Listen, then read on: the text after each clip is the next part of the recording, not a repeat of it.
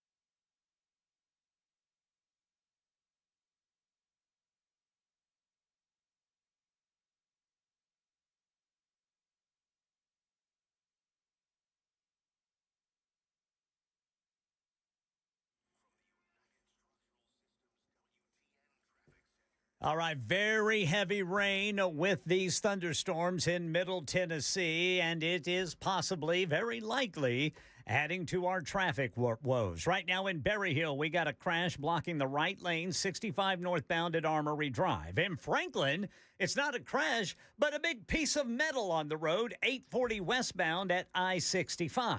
Back here in West Nashville, a crash blocking the left lane, 40 eastbound at 46th Avenue, 51st Avenue.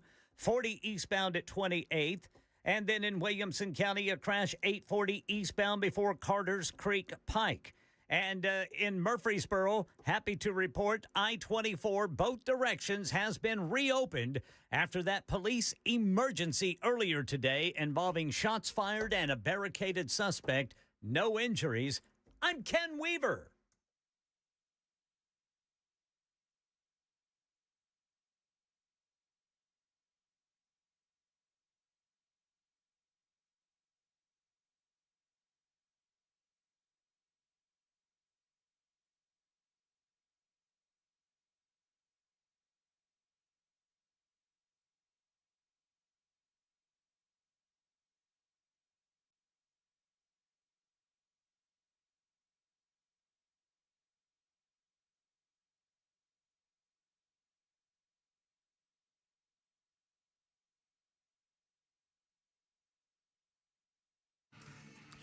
Hello, friends. Welcome in. One and all, it is the Matt Murphy Radio Show getting underway for another day. Happy Wednesday. I hope you're having a good afternoon so far. If you like the rain, you're probably having a great afternoon. If you like rain and wind and nasty conditions and bad weather and bad driving conditions and bad driving, today's your day.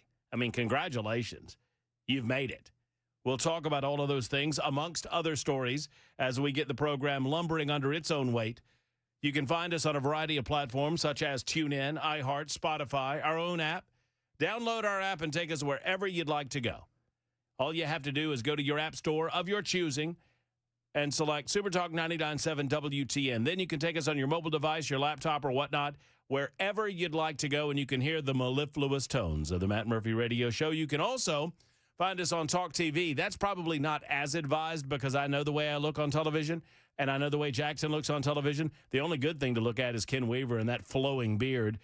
We're found on YouTube, Facebook, Twitter, Twitch, Rumble. I haven't asked this question in the last several days, maybe even several weeks.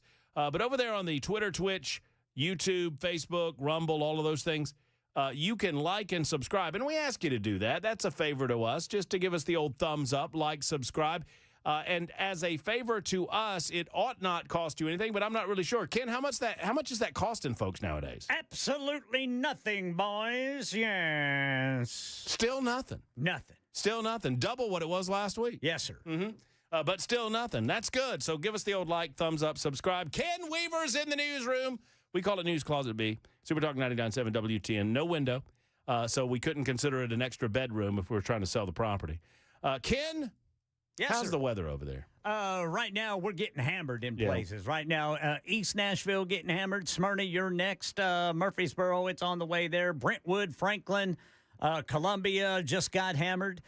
Fortunately, it is just some severe thunderstorms. We're not seeing any rotation of any type. We can't rule out tornadoes, but we're not seeing rotation in these thunderstorms that are moving rapidly. Anywhere from 45 to 55 miles per hour to the east. Wow. And it looks like, even in the warned areas, outside of the warned areas, we are all under a severe thunderstorm watch. That's still in effect until 8 o'clock tonight. So that means conditions are ripe for severe thunderstorms to develop. Mm-hmm. And, of course, since we live here in Middle Tennessee, we cannot rule out a spin-up tornado if it happens. What's the real feels?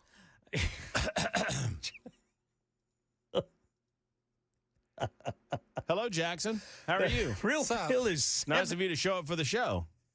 78 degrees, Brother Jackson. Mm-hmm. Thank you. You doing all right, Jackson? I'm doing great. I have realized, Ken, that Jackson and I have we've gone into a new era in our relationship. Yes, sir. A new phase in our relationship. You know, I think that Taylor Swift has her era. You know, she has this era, that era. I don't really know anything about it because I don't like Taylor Swift, but this is a new era in our relationship. I have come to discover that, and we don't plan this, but if I come in a fairly positive and upbeat mood, I find that typically Jackson is more downtrodden and kind of, frankly, grumpy. And if I come in a more grumpy mood, Jackson typically is more upbeat and positive in his energy levels. And I told him this is an example of how a radio relationship becomes like a marriage. We're just waiting to Thursday. What are you? You're excited about the big uniform reveal. Yep, Titans unveiling new uniforms. New episode of The Pit tomorrow night. Ken, are you excited about the big uniform reveal? I'm not excited about it. But, I'm interested. They've only changed their uniforms twice in my life. This will be the second time in my lifetime. Okay, so I'm a little confused then. So they've had alternate uniforms. Obviously, they had the Oilers throwbacks. Yes. But you're saying the two-tone blue has been the two-tone blue for how long? So they had their OG uniforms they unveiled in 99 until 2018. Also known as unveiled, but yes. Mm-hmm. And then they had their current uniforms from 2018 to tomorrow. And this is going to be a wholesale logo and uniform Logo, change. uniform, the whole kit and caboodle. What are we one hoping might say. for? Hot pink? They played like it last year. Puce? A nice mauve? How about, you know what I'd like? I'd like camel. Which is like an off tan. Like an orange. It's like a mustardy tan. That camel. Now, I would, in all seriousness, I think we could go for some more of that powder blue.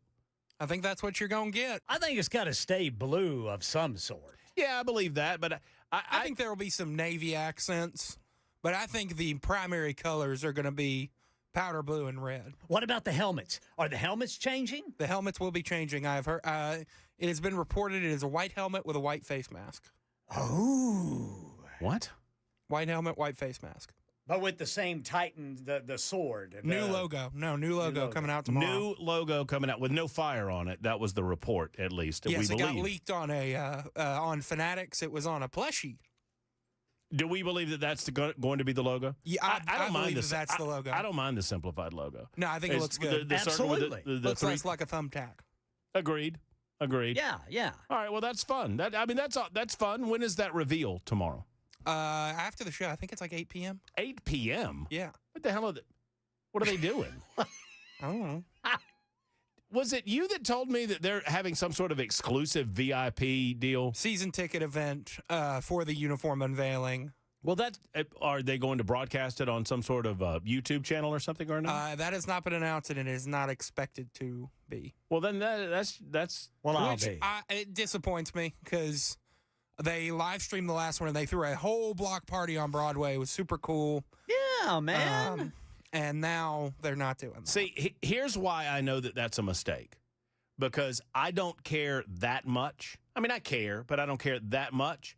But if I'm at home, if I get home and I remember to do it, I would pop that on and watch it. I mean, that would be fun to watch. I mean, because it's our team. It's our hometown team. We want to see what they're going to look like next year. I mean, we know what they looked like last year.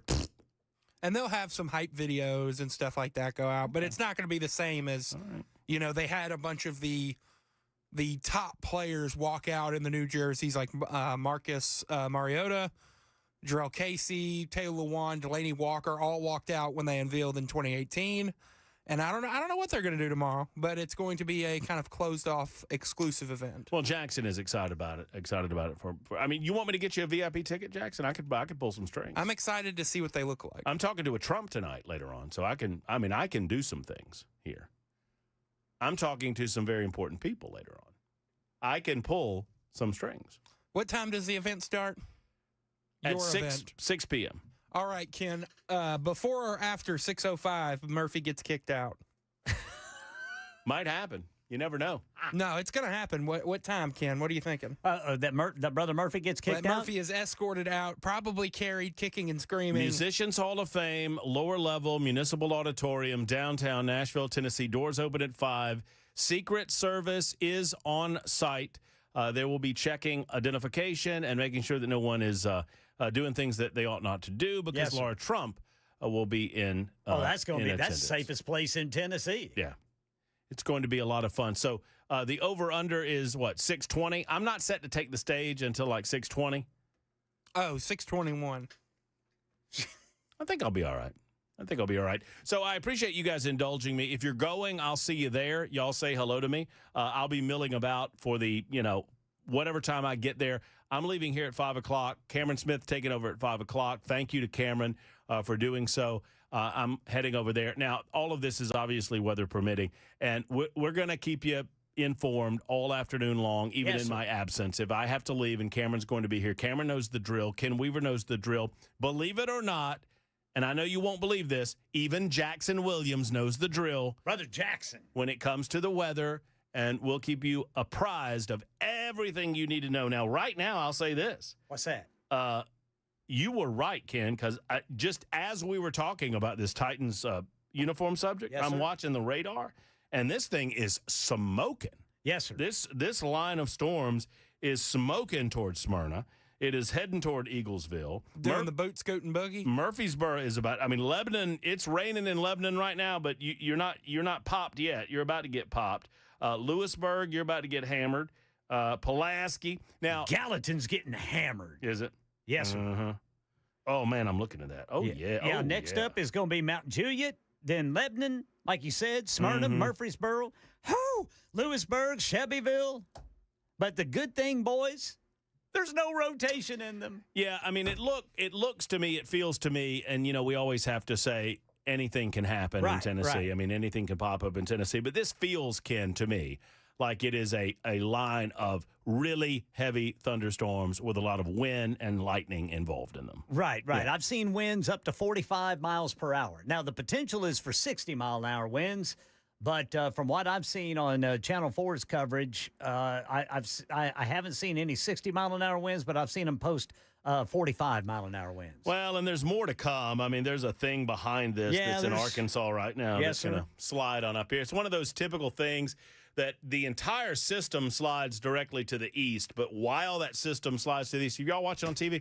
Let me just go to the weather map here. Yeah, the entire system is sliding to the east, just like this. But while that system is sliding that way, it's going this way. Yeah, all the storms in it are going in northeast. Right. So it's sliding this way, but it's doing this while it's doing that. You see that? Yes, They teach you that in meteorological school. They do.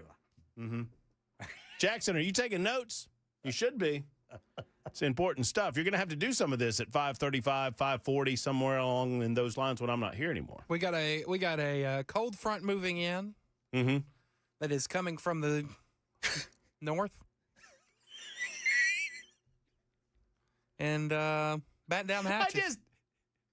I just imagined a weather guy talking like that with the question marks behind his words. We've got a cold front coming from the north? What? Huh? And it's bringing with it hail and possible rotation. He's Ken Weaver? All right, yeah, so Gallatin getting hammered. 5002 says it's easing off now. All right. And now, it's my understanding, I did not hear this live, and I was told that I would be receiving audio of it, and I did not receive the audio of it, and I forgot to ask our good friend, our FARB, friend and radio buddy, Brian Wilson. You know, Brian's subbing in for Dan Manders all week. Yes, sir. And apparently, Brian Wilson has offered cash money. This is my understanding. I did not hear it live. Okay. But apparently, Brian Wilson this morning on Nashville's Morning News was offering cash money to Glenn Jacobs if he were to put me in a headlock tonight. Which I got to tell you, if Glenn Jacobs wants to put me in a headlock, money or no, he will do so. Yeah, who's going to stop him? No, not me. I'll add a crisp Abraham Lincoln to it if he body slams you through the stage. Oh, we don't want that to happen. Oh, Jackson pulling out the big game. Dang, Jackson wants him to go full choke slam. No, wait. Jackson's pulling out the big. He's pulling Honest Abe out of your wallet. Wow, you really want this to happen? Andrew's not in there anywhere. Andrew could be had depending on your injuries. Is this one of those tables that's already been half broken? No. And so it just collapses upon impact? No. Have y'all ever seen the old video when the wrestlers still wanted everybody to believe that it was real of John Stossel confronting the wrestler? Yeah. Was it John Stossel or was it, it was Geraldo Rivera. Was it Geraldo? I thought it was Stossel. No, it was Geraldo Rivera. You know, he said this is all fake, right? And the guy slaps him in the head. How does that feel? Does that feel fake? It slaps him again. Let me see. Hold on. I can't remember the wrestler. David Schultz was the wrestler. And I think, the one I'm thinking of, Ken, and it could have happened to Geraldo too. Oh, it did. I watched it. The one I'm thinking of happened with John Stossel and David Schultz. Okay. When John Stossel, during an interview, Stossel told Schultz that he thought the wrestling was fake. And that's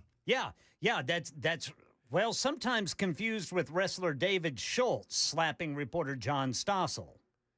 So it was Geraldo Rivera, but people mistake.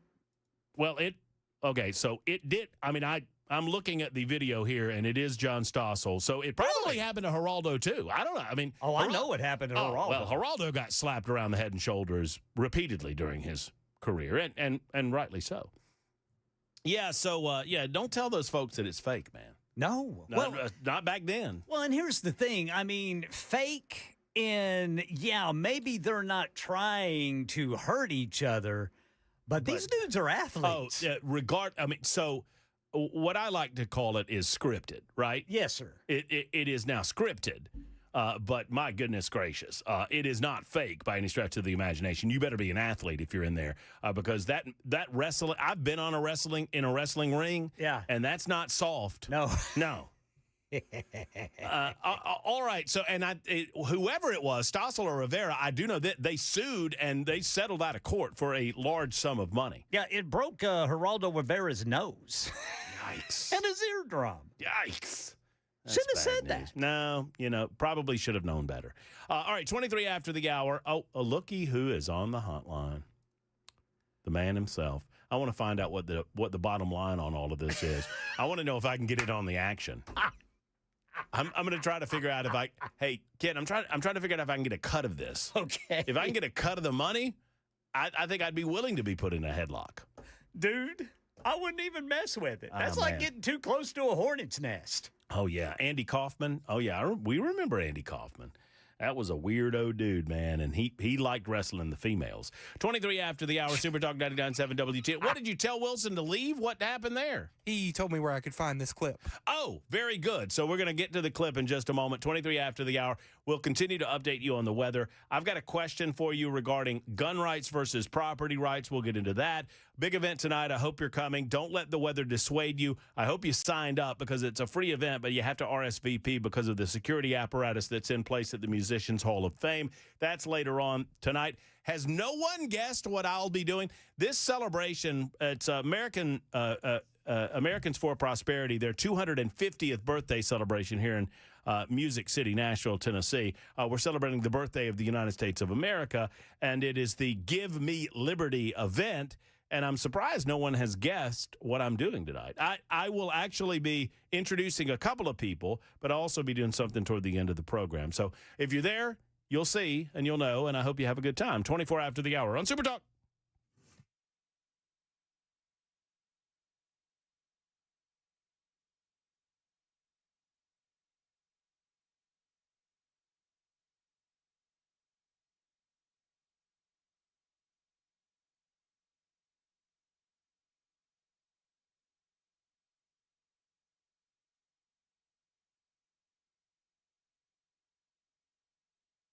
Hello, folks. Matt Murphy for Cover Nash. Shane Ring makes the complex simple. Shane Ring understands the frustrations that people go through when they're trying to figure out their health insurance plan for themselves. Look, I think I'm a fairly smart guy. I know that you guys are the smartest listening audience on planet Earth. Bottom line is you start reading some of these health insurance premiums and programs and all of the ins and outs and it gets as confusing as the day is long. They design it that way. That's why we need Shane as a personal healthcare concierge with the ability to shop through every program on the market. He will find the right one for you. He works for you, not for one insurance company. Friends, if you're self-employed, uninsured, or simply tired of paying too much, if you're not satisfied with your coverage in the new year, don't be confused by this, it's not open enrollment nonsense. Shane Ring can cut through that as well. Call him at 615-465-0023, 465-0023, or online at covernash.com.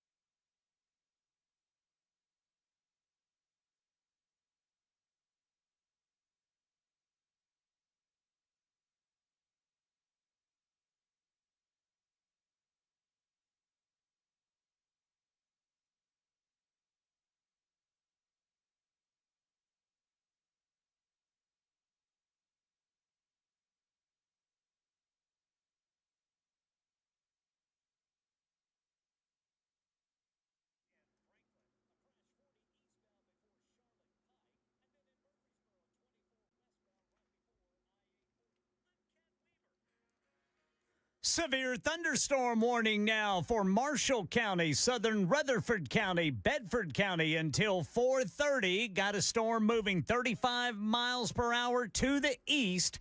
Wind gusts up to 60 miles per hour. So we've got the lingering severe weather threat and some new emails from NES during the winter storm, which News Channel 5 dug up. We'll go over with you at 3:30 on Super Talk 99.7 WTN. That is coming up in mere seconds on Super Talk 99.7 WT. And speaking of NES, Nashville Electric Service is now over-communicating. Have you seen some of these emails? Have y'all seen some of the emails that they're sending out now? They are now completely over-communicating because of their lack of communication and absolute lack of preparation for the ice storms that were of a month and a half or so ago. I received, and several of you have sent this to me, and thank you for sending it to me. Severe weather ready, preparing together in case of potential storms. We are monitoring the slight threat of high winds, heavy rain, and pop-up tornadoes during a storm line forecasted to pass through Middle Tennessee later today. Customers are encouraged to remain weather aware as we continue to monitor and prepare for the incoming storm. And then, man, they go over, exactly what to do and how to report an outage and how to be informed and what your checklist should be. So there you go. They tell us everything in moments like this as to what they think about how they performed in moments that were during the ice storm of 2026. 615-737-9986 if you'd like to be a part of the show. We have that clip where Brian Wilson is offering cash money for anyone putting me in a headlock. I guess it's specifically to Glenn Jacobs, but we're gonna we'll share that with you coming up in just a moment on Super Talk 99.7 WTN.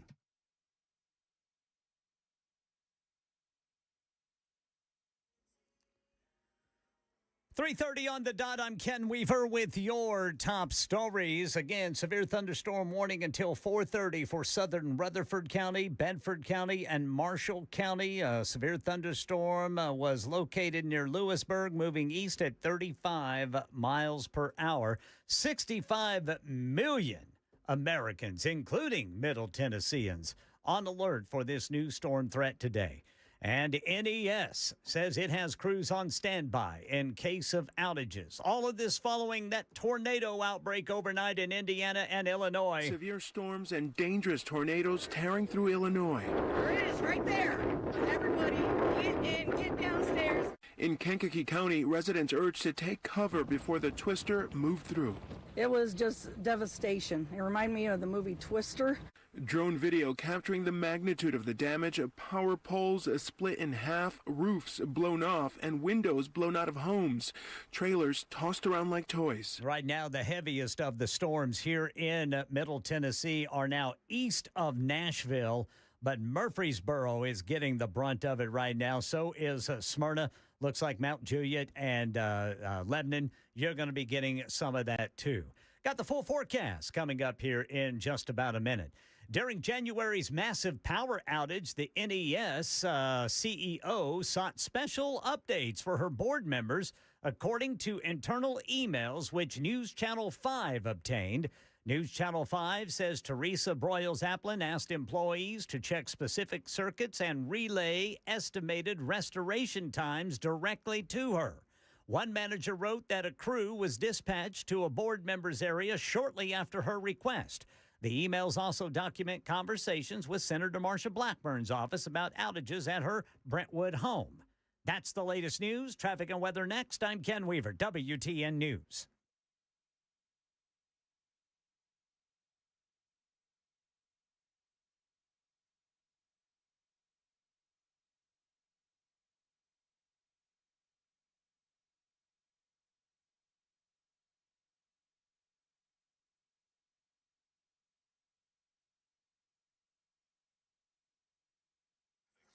All right, still heavy rain. The heaviest now has moved east of Nashville, but we're still dealing with those wet roads. So in Hillwood, we got a crash on the right shoulder, 40 eastbound before Charlotte Pike. Got a stalled vehicle now in East Nashville. It's blocking the right lane, Ellington Parkway northbound there at Trinity Lane. In Henderson, a crash blocking the left lane, 40 westbound before Natchez Trace State Park. West Nashville, a crash, left lane block, 40 eastbound at 46th and 51st. In Antioch, a wreck, Murfreesboro Pike west of Nashboro Boulevard. Hermitage, a wreck, Old Hickory Boulevard at Lebanon Pike. I'm Ken Weaver.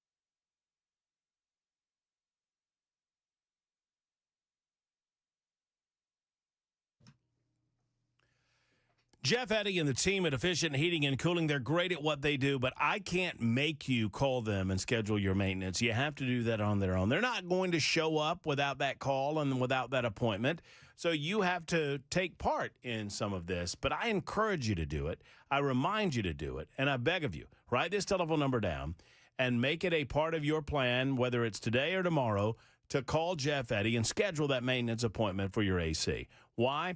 Well, I experienced, I won't say I experienced what happens when you don't. I know this, that I had a 10-year-old unit when I moved into my new house. It was a big heating and air conditioning unit. And whatever happened before I went in there, I don't know, but I know this. We replaced it because we had to, because we had an issue that maybe could have been handled through regular maintenance, one way or the other. That maintenance call will never cost you over $125 in their service area, no matter how many units you have on property. And oftentimes, it will cost you significantly less, depending on what you have. You might have to replace, and if that happens, they're an Elite Pro partner with Rheem. They can recommend the right heating or air conditioning unit for you and your family. Here's the bottom line, friends. You need to get that AC checked before it really starts getting hot and you have to crank it up. Do that by calling 615-784-4424. It's maintenance season. 615-784-4424 or efficienthvac.net.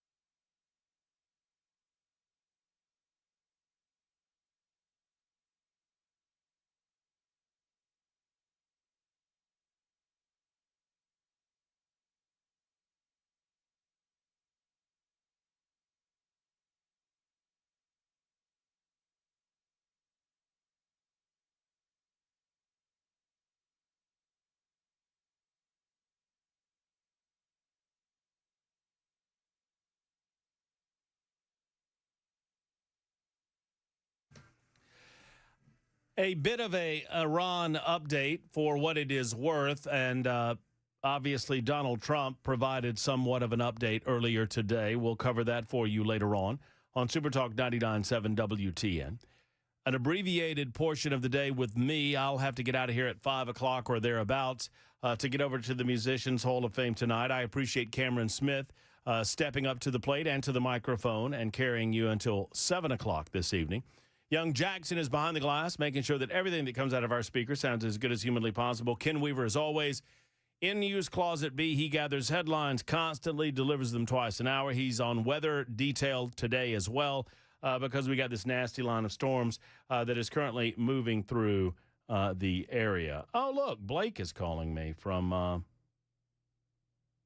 the John Rose camp. That's interesting. I would think that he would know that I'm on the radio. Chad is next up. We'll get to that audio in just a moment from Nashville's Morning News this morning. Hey, Chad. Hey, what's up, guys? This morning I was headed into work, and I heard Brian talking about it, the $100, and someone threw a 50 on it if he give you a noogie, too, on your head. So where does this all right, so let's listen together, Chad. If you have the time, how long is this, Jackson? 20 seconds. All right, 20 seconds of Nashville's Morning News this morning with the one and only Farb, our friend and radio buddy, Brian Wilson. Go. I'm just wondering, if I gave you $100, is there any chance I could get you tonight to put Matt Murphy in a headlock? Oh, I'd probably do it for free. Oh, really? Hold on a second. If I throw in an extra $50, could I get him to get a noogie, like a headlock and a noogie? So, sorry. So here's the question, Chad. Who gets this cash? I mean, if I'm getting the money. It was just fabulous. I love you guys anyways. I'm in Las Casas, Tennessee, and I hear it, and when he threw the 50 for the noogie, I was like, the only thing that would make it better is if Kane brought out his mask or something and put it on, man. But you guys are That's you cool. guys are fabulous, man. I just love listening to y'all, That's man, awesome. from Las Casas, so we appreciate it. Well, thank you, brother. I appreciate you, Chad, and I love Las Casas. It took me about 3 years to learn how to pronounce it, but I love the city, and I love that you listen all day long, and I appreciate you. I appreciate Brian Wilson. I did not realize that he was talking directly to the man himself, Knox County Mayor Glenn Jacobs. And he said he'd do it for free, Brother Murphy. Well, it's sad. Oh, I'd probably do it for free. Oh, I'd probably do it for free. Oh, I'd probably do it for free. That's a big man. I just want to know who gets the cash. I mean, if I'm no, Jackson, you don't get the cash. You don't. By the way, thanks for the cash that you gave me earlier today. I appreciate that. How was that? That you ate? What was that thing that you got? It was Like a a caffeinated chocolate bar. And Yeah, it was okay. They give you a buzz? A little bit. yeah, okay, all right. Well, I'm just checking in on you. Want to make sure everything's okay. All right, so let's find out if I get noogies tonight. From here's the deal, though. If he plans on giving me noogie, I'm introducing him. Yeah. So It's going to be in front of everybody. So I don't know. Well, he better give those noogies after the introduction. Otherwise, the introduction might take a little turn. You know what I mean? Oh, I'd probably do it for free. Yeah. I'm not doing anything to make that man mad at me. No, sir. That's the Lord made him a little bigger than Yes, the rest sir. of us. Woo. Him Ken- and his brother. You ever stood next to him? Hey, no. I mean, you've seen him in here, right? I've seen him, but I've never stood next to him. We ought to do that next time. Take a picture of Oh it. my goodness It's going to gracious! look real funny. Because you're not that short. I can probably sit on his shoulder. Well, I mean, you're not like minuscule. You're not that short, but next to Kane, you would look that Oh, short. yes. You would look pretty, yeah, because I look short. We all look short next to Kane, man. So now his brother was the Undertaker, right? That's what they tell me. Yeah. Were they actually brothers, though? I don't know. I don't I know. don't know if they were actual siblings. I don't know. I don't know if that was a thing that they did for WWE or not. You know what? I'll find out tonight. Yeah, find out tonight. I'll have an opportunity to do that. All right, a couple of breaking news items that we want to get to. And obviously, your telephone calls all afternoon long, your super text all afternoon long, 615-737-9986. There were this law enforcement action that is ongoing in Philadelphia, a suburb of Philadelphia, Pennsylvania. That would be Bucks County, regarding these two individuals that have been accused of terroristic acts in an effort to throw these homemade bombs outside of Gracie Mansion. That would be the mayor's residence in New York City. Well, apparently, dispatch logs, which have been obtained by Fox News, are showing that 3 calls to law enforcement were made from the home of one of the terrorist suspects in suburban Philadelphia after the attack. The first call to law enforcement came at about 4:15 Saturday afternoon from Ibrahim Qayyumi's family home. The second came in at 9:19. A third call to law enforcement placed Sunday at 8:54 p.m. The calls were made to 911 or non-emergency lines, according to the log. It's unclear what was said on the calls or why they were made. The calls surfaced as details began to emerge about the suspects' families. The 2 men lived just 10 miles apart, but came from very different worlds, leaving neighboring communities stunned. Anir Balat, 18, of Langhorne, and Ibrahim Qayyumi, 19, of Newton, are accused of throwing live you saw the video. Accused of throwing live explosive devices into a protest taking outside. You know, the mainstream media dropped this, no pun intended, dropped this story like a hot homemade grenade, didn't they? Why? Now, ask yourself, I don't care what your political affiliation may be. I want all to listen to this radio show. I would love if I could convert some of you skulls-a-mush leftists to the right way of the world and the right way of thinking. That said, I don't care what your political affiliation is. Just ask yourself, use the sense that God gave you, whatever that sense may be. If these were, quote-unquote, right-wing extremists, you think the media would have dropped this story already?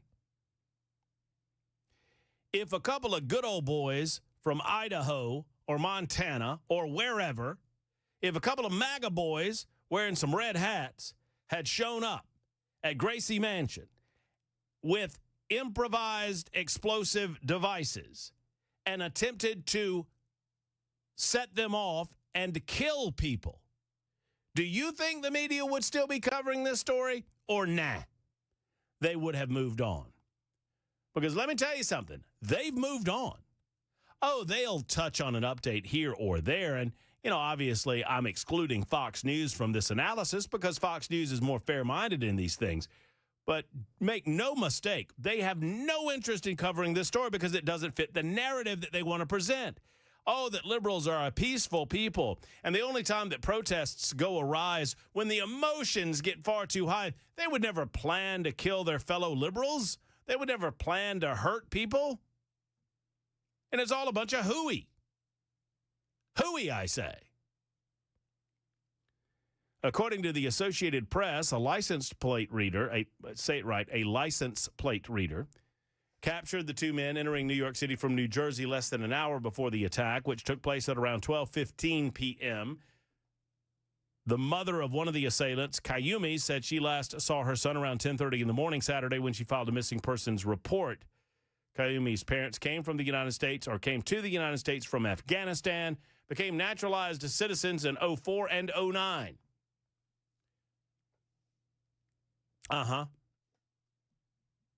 And obviously they love the United States of America, don't they? Clearly, these parents of these youngsters taught those youngsters that we came to America for the blessings of freedom and liberty and the ability for all to live in peace and unity with our fellow man here in these United States. Oh, no? No, they want to bomb people because of their religious affiliation?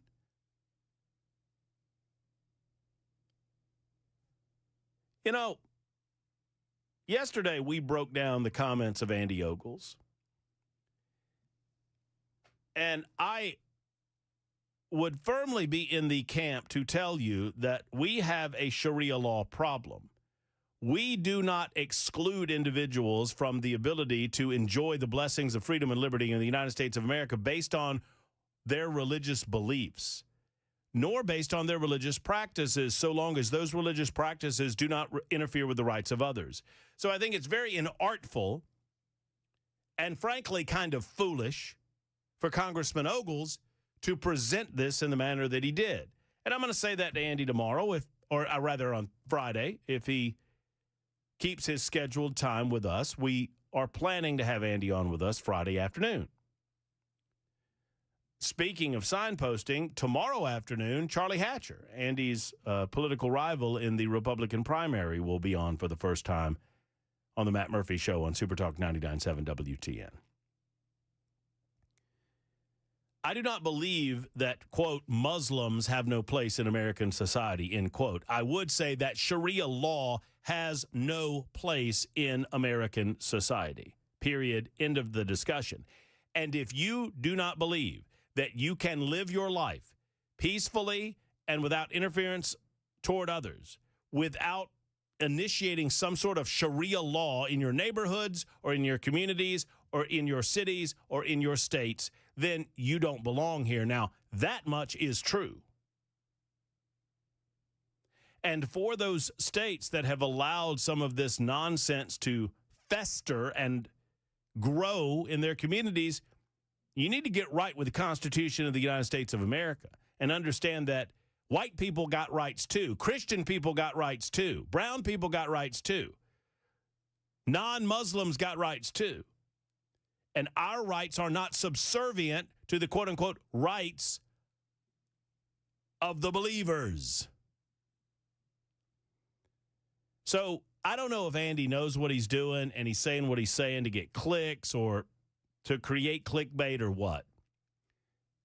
In the United States of America, our founding is based on the premise that government should not interfere with your freedom to practice worshiping a religion of your choosing. And the founding fathers did not make any distinction between religious affiliations or religious faith.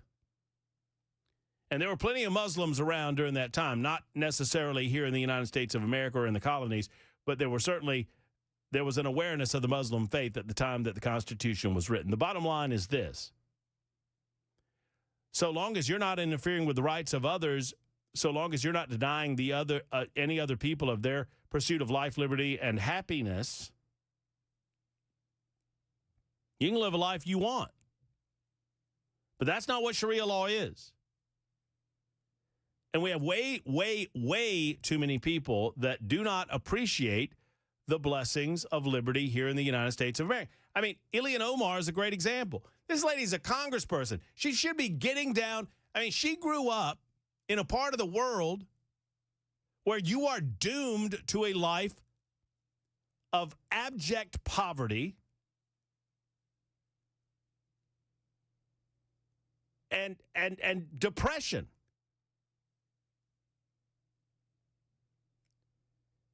She comes here in a humanitarian cause. She grows up in the greatest country on God's green earth. She ascends to one of the more powerful posts in the United States of America, whether she should or not, is open for debate. She did. And all she does is complain about the United States. Why is that? Why in the world are you talking about us like we're that crap hole that you left?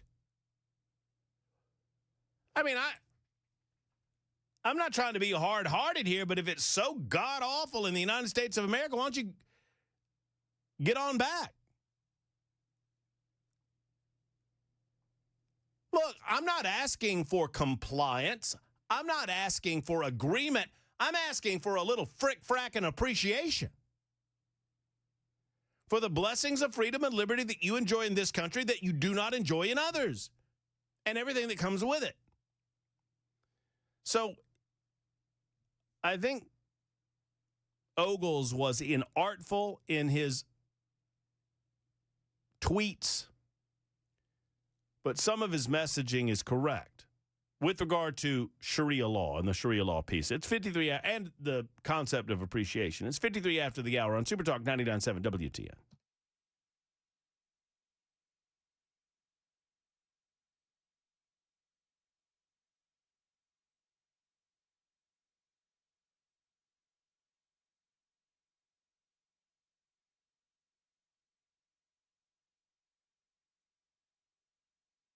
Hello, friends. It's Matt Murphy. The Wellness Institute of Nashville is my go-to location when it comes to pain in the body. Back pain, neck pain, knee pain, hip pain, elbow pain, wherever it hurts. Dr. Mitchell, Dr. Ashley, and the rest of the team at the Wellness Institute can assist. Friends, bottom line is that you should not consider surgery until it is ultimately a last resort. And that is not to say that surgery doesn't help some folks. It does help some people. But you should explore those options that are available to you prior to surgery, because that's going to be the easiest path to a pain-free life, and it does not carry the risks with it that surgery does. That's why spinal decompression is there at the Wellness Institute of Nashville. That's why they have the hydrowave technology, which stimulates your very own stem cells in your body to regenerate tissue to grow new blood vessels. It's a process called angiogenesis. Dr. Mitchell and Dr. Ashley can explain it all for you. They're the only unit in the state of Tennessee to have this hydrowave technology. They're the only place to have it, and I'm excited to present it to you. Ask about it when you make the call that so many others have made to the Wellness Institute. You can live a pain-free life. 615-246-5009, 246-5009, or painisbad.com. Painisbad.com for the Wellness Institute of Nashville.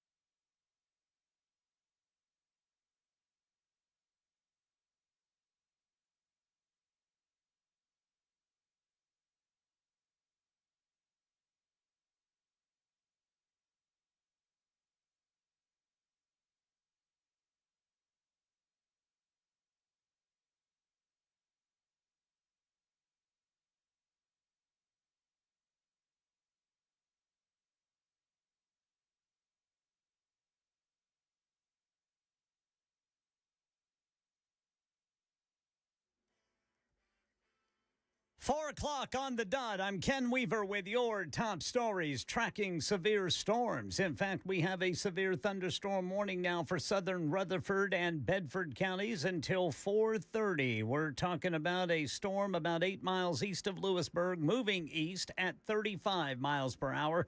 All of this south of Nashville, moving off to the east, the warned area, part of a larger area of Middle Tennessee, all under a severe thunderstorm watch until 8 o'clock tonight. Yeah, 65 million people, including Middle Tennessee, on alert for this new storm threat.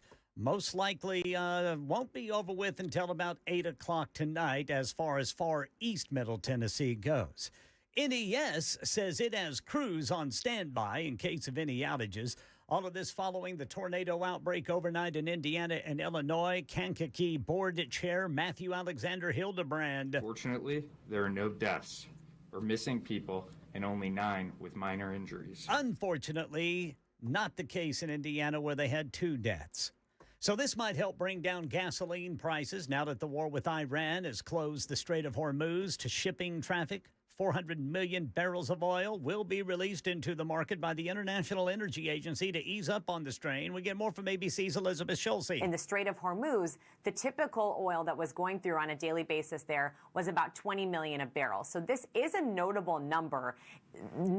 Important to note right now, we are actually seeing oil prices go up on the back of this announcement. Some of that reflects, and I've just been talking to some oil traders here, some of that reflects the idea that this is still a short-term solution. This is a bit of a Band-Aid to try to get more supply into the market. Right now in Tennessee, the Fair RX Act continues to advance at the state capitol, targeting companies like CVS that act as both a prescription benefit manager and a pharmacy, basically setting the price for the medicine they dispense.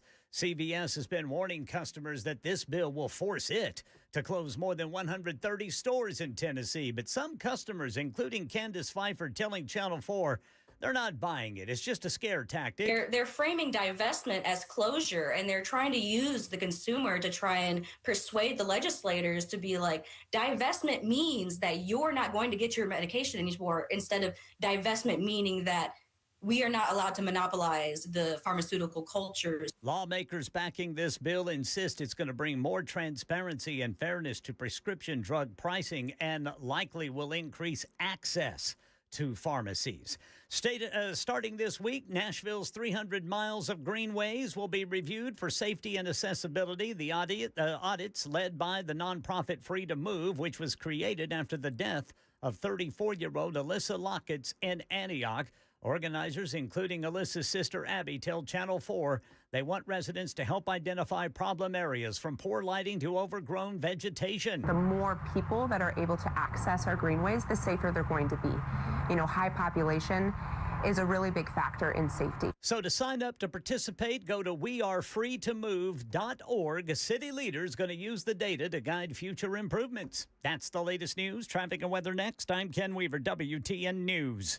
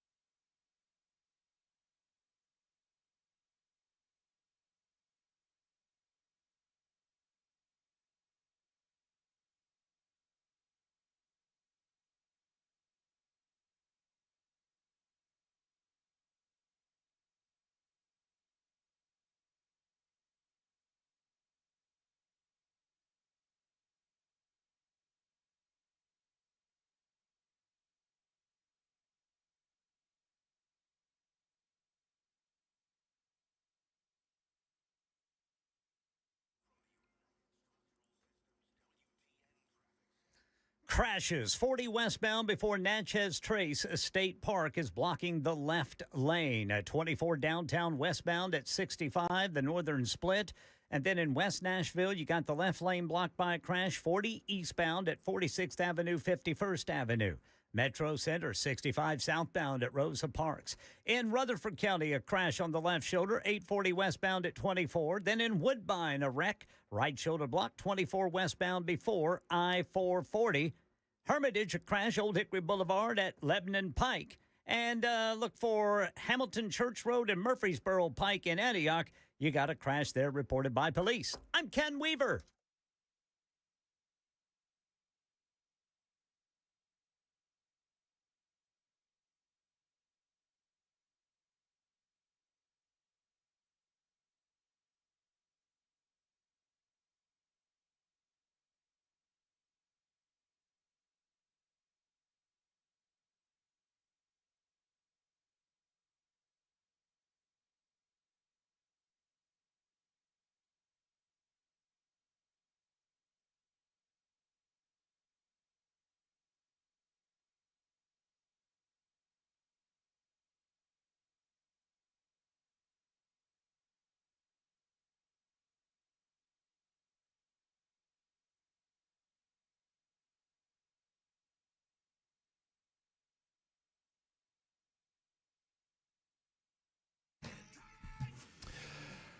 All right, here we go. Hour number 2. We're going to start with a brief weather update, and then we'll get into some of your telephone calls and a couple of stories that I want to get into before I have to make my way out of here early.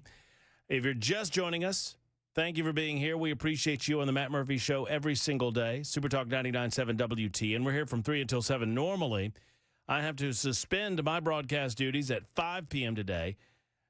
I was invited to be a part of an event over at the Musicians Hall of Fame. It is the Give Me Liberty 250th birthday event presented by Americans for Prosperity. They've got Knox County Mayor Glenn Jacobs coming over. Oh, I'd probably do it for free. Oh, they've got Congressman Matt Van Epps, who is not reportedly planning on putting me in a headlock for free money or otherwise. And Laura Trump is going to be there with a Q&A session. I think she's up early. And then Matt Van Epps and Glenn Jacobs will be on the program a little bit later on. Doors open at 5 p.m. The program starts at 6 p.m., so I've got to be over there a little before the program begins to do some emceeing duties, and I've got a couple of other things that I'll be doing toward the end of the show. And I hope that you're able to be there. I think the RSVPs have been through the roof. I believe that RSVPs are closed by now. So hopefully you've already gotten your it's free, by the way. There's no cost to anyone to get into the event, but you had to RSVP, especially with Laura Trump being there. So we thank you for that. Now, Ken Weaver's back in News Closet B. Ken's primary duty is to gather headlines and deliver them. Well, one of the big headlines is the weather situation. Yes, sir. And Ken, my goodness, it looks like how does it look over there to you? It looks pretty. It looks like we're, making it through. Heavy storms and, nasty winds and lightning, but no twisties. No rotation. We haven't had one tornado warning, just severe thunderstorm warnings that have popped up. In fact, we've got a few just now issued for Warren, Coffee, and Grundy counties until 5 o'clock. That's in addition to southern Rutherford and Bedford counties. That's until 4:30. You got a severe thunderstorm warning in effect. Yeah, so the heaviest activity is now well east of Nashville, moving off to the east. But we still have some activity behind that, just some rain. Mm-hmm. And there are some areas that look like pretty intense storms down there in Arkansas, south, east Arkansas, south of Memphis. And there's another line north of that one. They're stretching, that one's stretching all the way from Columbus, Ohio, all the way back down to Tyler, Texas. So we're not out of the woods yet. It looks like we could still have some thunderstorms until about 8 o'clock tonight. That's when the severe thunderstorm watch ends at 8, and 8 o'clock indicates that means everything will be out of here by then. I'm going to go ahead and declare it, Ken, and I appreciate your commentary, and I appreciate your expertise in this matter, and I don't suggest for a moment, I want everyone to know this before I say what I'm about to say. I want everyone to know this. Ken Weaver is the expert on all of this. Well, I don't know about that, Brother Murphy. But I'm of the opinion that we're out of the woods. You think we're out of the woods? I think we are. I think we're out of the woods. I mean, yeah, we'll get rain. And maybe a thunderstorm. Yes. But in terms of like really, you know what I'm saying, blowing the chairs off the deck and that sort of thing. And there goes the umbrella. And oh my gosh, look at there. They're anti-M. It's a twister. I think we're out of the woods. You know what? I can check something right quick. Let's do. Because I'm looking at that stuff down there, and I'm looking at that stuff in Arkansas. Mm-hmm. Let's check Little Rock right here. Oh, a little future cast. See what they got. See what's going on there. See what's going on over there. Click this button. And nope, I am not. Okay, so that's just heavy rain in Arkansas. There are no severe thunderstorm warnings or anything like that. All right, it's just heavy rain. Yeah, I've got to check this because 8341 just wrote in moments ago that there's a tornado siren going off in McMinnville. Okay, let me look at that. Well, let's look at that. Now, we've not seen any tornado warnings. We've not seen any indication that there's any rotation in any of these storms. I see that now. McMinnville is one. They are under the severe thunderstorm warning until 5 o'clock. Well, here's the thing: do they use those sirens on occasion to alert people for severe thunderstorms too? Not that I know of. I don't know. That's usually just for tornadoes. I thought so too. And I'm not seeing a tornado warning. Anywhere. No, so I don't know 8341 what's going on necessarily in McMinnville. Now, understand something. A severe thunderstorm is coming your way, and it's about to pop you, and we know how that goes. I mean, heavy rains, downpours, and wind, and nastiness, and lightning, and all of those things. But we've just not seen it. If it's happening in McMinnville, let us know. We'd love to. Yeah, I certainly hope I certainly hope there's no tornado, but I'm not. There's no warning. I'm looking at radar right now. Radar is showing that McMinnville, not all of it's not even raining in some parts of McMinnville just yet, but it's on the way. It is on the way. And look, if you're within the sound of our voice and you're not listening on iHeart or TuneIn or Spotify somewhere else in some other part of the country, if you're in Middle Tennessee, you're probably going to get some rain showers today if you've not already. So just, batten down the hatches and hopefully you are where you need to be. And if not, be careful. Take it slow. As they say, it'll be there when you get there. Yes, sir. All right, before I get to Tom and Jim and Bill, I'm going to read a message that I just received. They're not all love letters to Matt Murphy. Sometimes people seem a bit concerned with my position on issues. I'm going to read from 8702 a message that I just received regarding my commentary on Sharia law. Now, I feel like I was plain spoken on it. There is no place for Sharia law in the United States of America, and if that's what you desire, then you need to get out. Now, I also think I've been fairly plain spoken on my immigration policy, that if I were king of America, if I had sole authority to determine these things, I would shut down all immigration for 2 years. I'm on record as saying that. I started off saying a year, and now I've expanded it to 2 years because we need to get a handle on who we have here and whether or not those individuals here are here illegally. And if they're not here illegally, they got to process themselves out. And then we got to figure out what we need to benefit the United States of America. Our immigration policy should first and foremost and last be of a benefit to the United States of America. And if there is a benefit to other individuals from around the world coming here to benefit us, that's a residual. Good for you. Congratulations. Enjoy the blessings of freedom and liberty. But we should not be doing things to benefit those people first to the detriment of Americans already here or to this country, generally speaking. I think I've been plain spoken on it. But apparently I am not plain spoken enough for 8702. Have you seen this comment, by the way, Jackson? You'll appreciate this one. Here we go. I have to bleep myself. Or I have to bleep this message. So understand that each time I say bleep, that is a word that I cannot use on the radio. Y'all ready? You and people like you are a bunch of bleep, bleep, bleep. 3 bleeps. Goodness. Scared to death to say anything to or about anyone who's in here and trying to destroy our country. You walk around on eggshells around these foreigners and do everything possible. and outright outrageous to keep from hurting their poor widow feelings.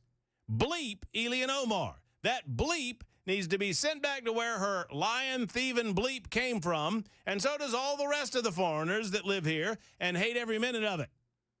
I don't understand why anyone wants to coddle their sorry bleeps. They bleep sure wouldn't coddle your bleep. And you can bet your sweet bleep that if you were in their homeland acting out against government and causing political trouble or just there illegally, you most likely would have already met with a shiny blade to the back of the neck, a noose, or a firing squad, or with your name on a few rounds. That's from 8702. So, absent the bleeps, the funny thing is, 8702 seems very mad at me, and he starts off calling me a bleep, bleep, bleep. I can't say any of those words on the radio. Tell me how your position... Do they involve fiddlesticks? No. The first bleep starts with a B. The second bleep starts with an A. And say that one. And the last bleep starts with a P. Okay. So think female dog, hiney, and then the P. Feline. Mm-hmm. Yeah, oh, there you go. Yeah. Kitty cat. Yeah. Puppy dog, hiney, feline is what I just got called by 8702. Here's the funny thing. 8702, minus the verbiage, what have you said that I didn't say? Because I just said that Elian Omar should go back to their country of origin if she doesn't have an appreciation for the United States of America. So I'm not really entirely sure how our position is any different.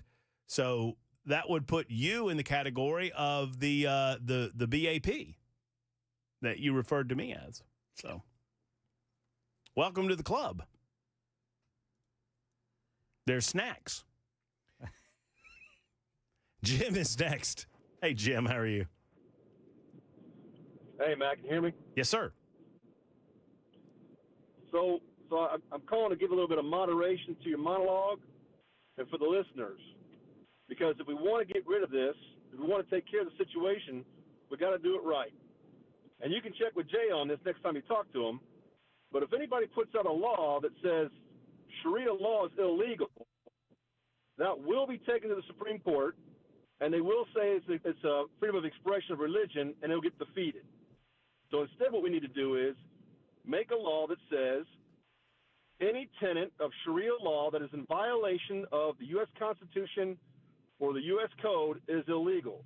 Because I've never studied Sharia law. We've heard the horror stories, and most of that stuff needs to be thrown away. But you can't look at the extreme parts of the Sharia law and make a judgment over all of it. Maybe there's a law in there that says if you drive your car down the street yelling obscenities at old people, you need a strong talking to.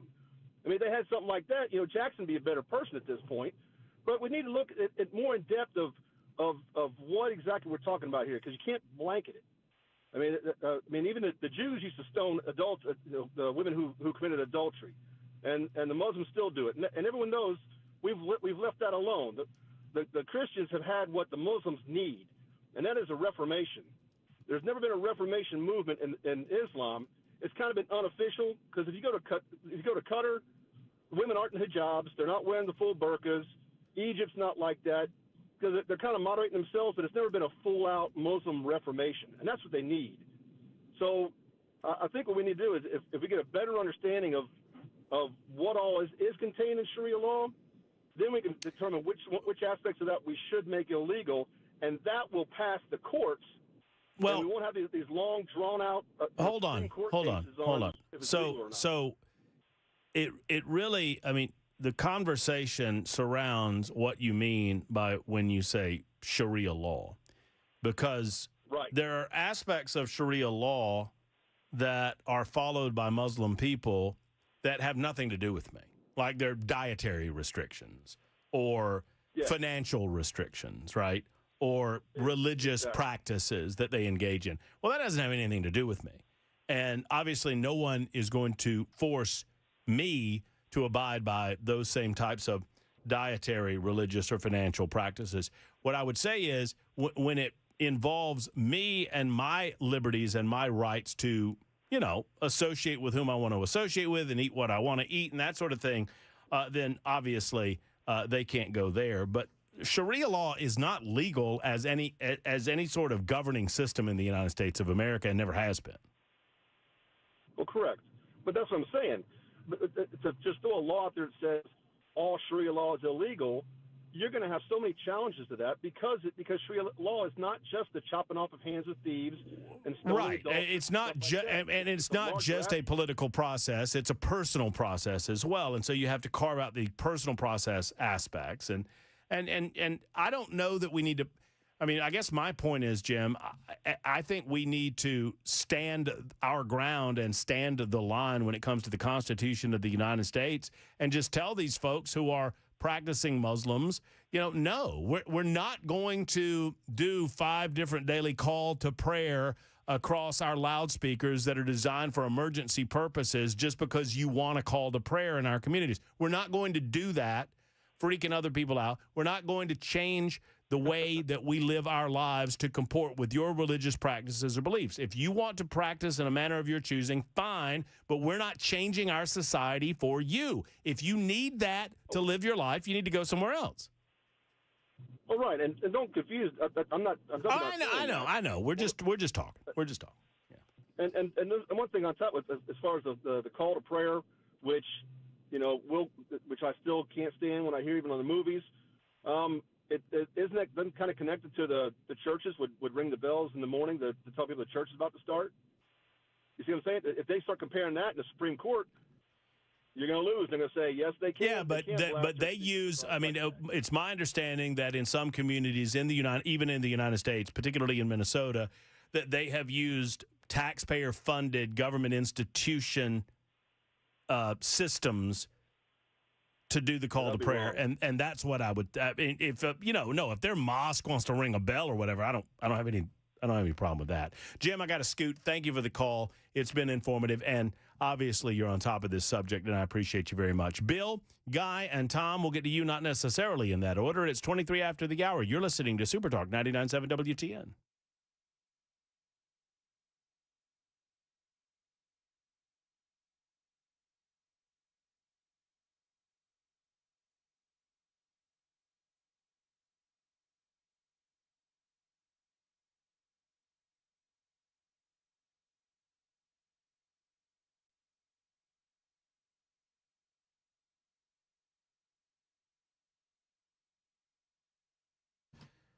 Hello, friends. Matt Murphy for Better Water. Are you not for better water?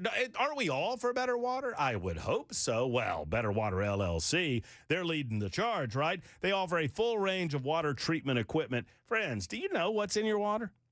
I mean, honest question. Do you? I mean, if you've not called Better Water LLC and scheduled one of their visits, you need to call them. Tell them I sent you. Tell them that you need to get out to my house and you need to tell me what's in my water, and they'll do that. These are the same guys that treat the water at your coffee shop. They treat the water at the hospital. They treat the water at Matt Murphy's house. And it's time for them to treat yours as well, because there's stuff in there that you don't want. Sulfur and iron and chlorine and bacteria and E. coli. E. coli? Are you kidding me? Everything in your water, you need to get rid of it through a reverse osmosis or water softeners or specialized filters. They've got it all. UV lights as well. You name it, they've got it at Better Water LLC. Go to betterwater.com, or call them and schedule that appointment today. 615-355-6063, 355-6063.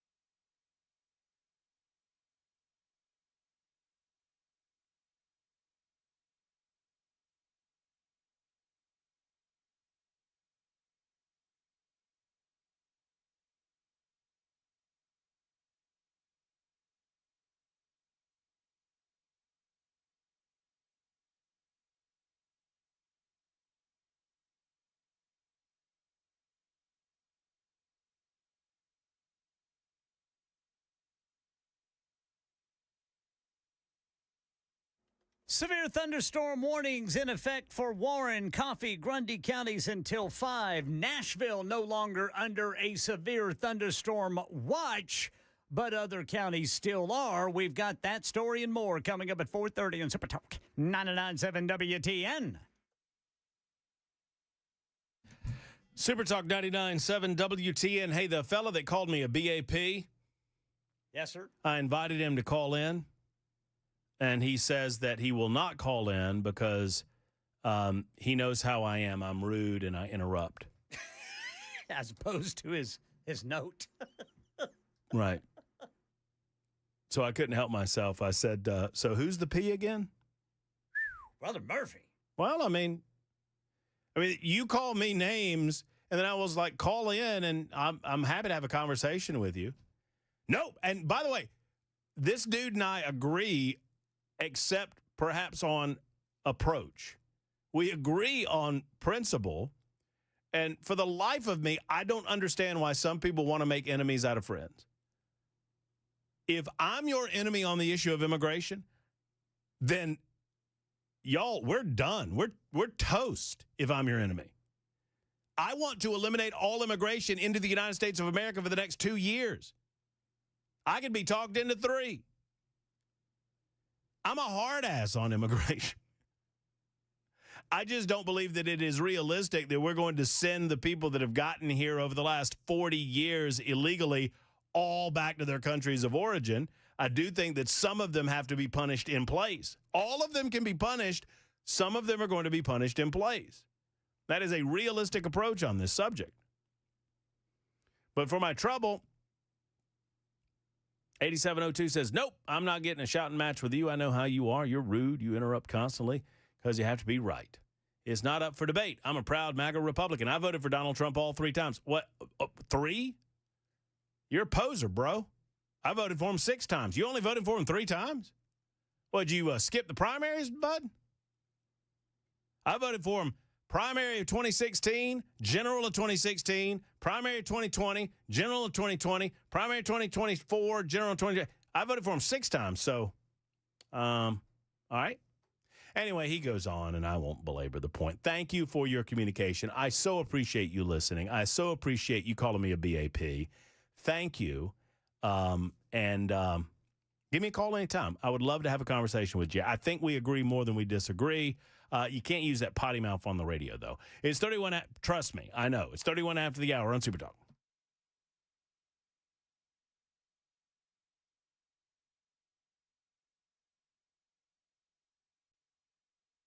I'm Ken Weaver with your top stories. Still got a severe thunderstorm warning in effect for Warren, Coffee, Grundy counties until 5 o'clock. All of those are south of Nashville. The storm prompting the warning, moving off to the east. Looks like it's a pretty good clip. That thing's moving at 50 miles per hour. That severe thunderstorm prompting that warning for Warren, Coffee, and Grundy County. By the way, Nashville no longer under a severe thunderstorm watch until 8 o'clock tonight, but the counties just to the east of Davidson and Williamson counties, you're still underneath that watch until 8 o'clock tonight. Yeah, 65 million people, including some of us in Middle Tennessee, on alert for this new storm threat. NES says it's got crews on standby in case of outages. All of this following a tornado outbreak overnight in Indiana and Illinois. This is Newton County, Indiana Sheriff Shannon Cothran. We can confirm at this point that we have had 2 fatalities. Would be a male and female, elderly male and female from the same family. Yeah. Here in Nashville, internal communications obtained by News Channel 5 show NES leadership gave high-level attention to board members and a senator during the storm-related outages. CEO Teresa Broyles-Applin asked staff to investigate power issues at the homes of 2 board members and keep her updated. Employees also reported on damage affecting Senator Marsha Blackburn's neighborhood after her office requested information. NES says checking on individual addresses doesn't change how crews are prioritized. And the Fair RX Act continues to advance at the state capitol, targeting companies like CVS that act as both a pharmacy benefit manager and a pharmacy, setting their own price for the medicine they dispense. CVS has been warning customers that the bill would force more than 130 store closures in Tennessee. Lawmakers pushing back. If we can remove the conflict of interest and make a clear, fair playing field for everyone involved in this business, I got confidence we're going to gain access. That's Oak Ridge Republican State Rep Rick Scarborough, who's the sponsor of that bill. He says that's going to happen by bringing more transparency and fairness to prescription drug pricing. That's the latest news. Traffic and weather next. I'm Ken Weaver, WTN News.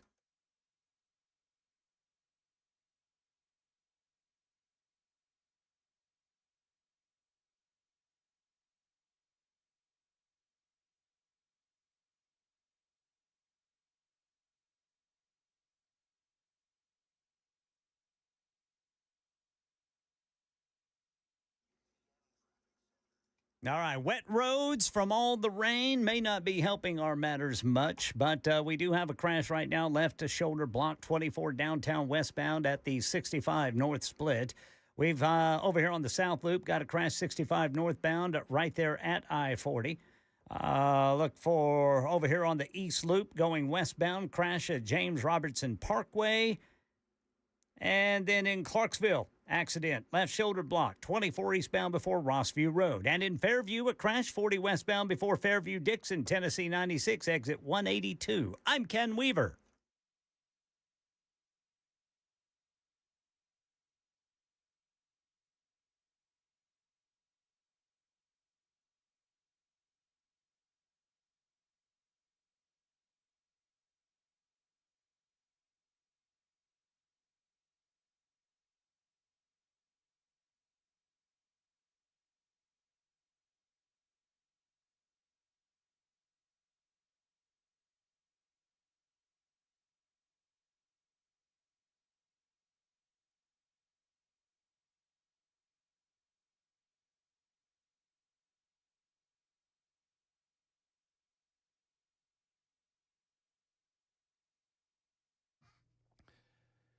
Hi, friends. It's Matt Murphy for the Glock store. Friends, I experienced the force-on-force simulation yesterday morning. And let me tell you something. You've got to do this. If you've not already signed up, you need to sign up to the Glock store's incredible force-on-force.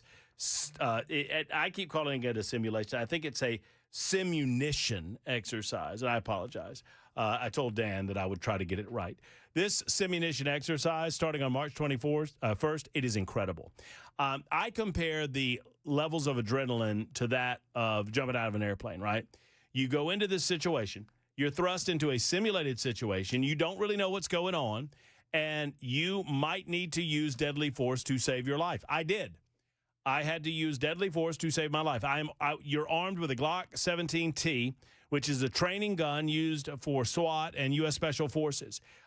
It tests your reflexes. It tests your marksmanship. It tests your ability to make split-second decisions in a realistic life-or-death live-action simulation with real people, with real. I mean, and they fire back too, right? I mean, so here's the deal, folks. If you have ever wanted to be in a scenario that simulates, or in this case, simunitions, real-life scenarios, you need to go to shoot270.com, click on training, then classes. Shoot270.com, click on training, then classes. I want to tell you more about what it entails, but I think that goes against the entire concept of not knowing what you're getting into. Just like life, you have to make split-second decisions based on your knowledge, your training, your expertise, and they're helping you do that at the Glock store. Go to shoot270.com and sign up for the March 21st class. Those slots are going to fill up quickly. I encourage you to do that. Glockstore.com.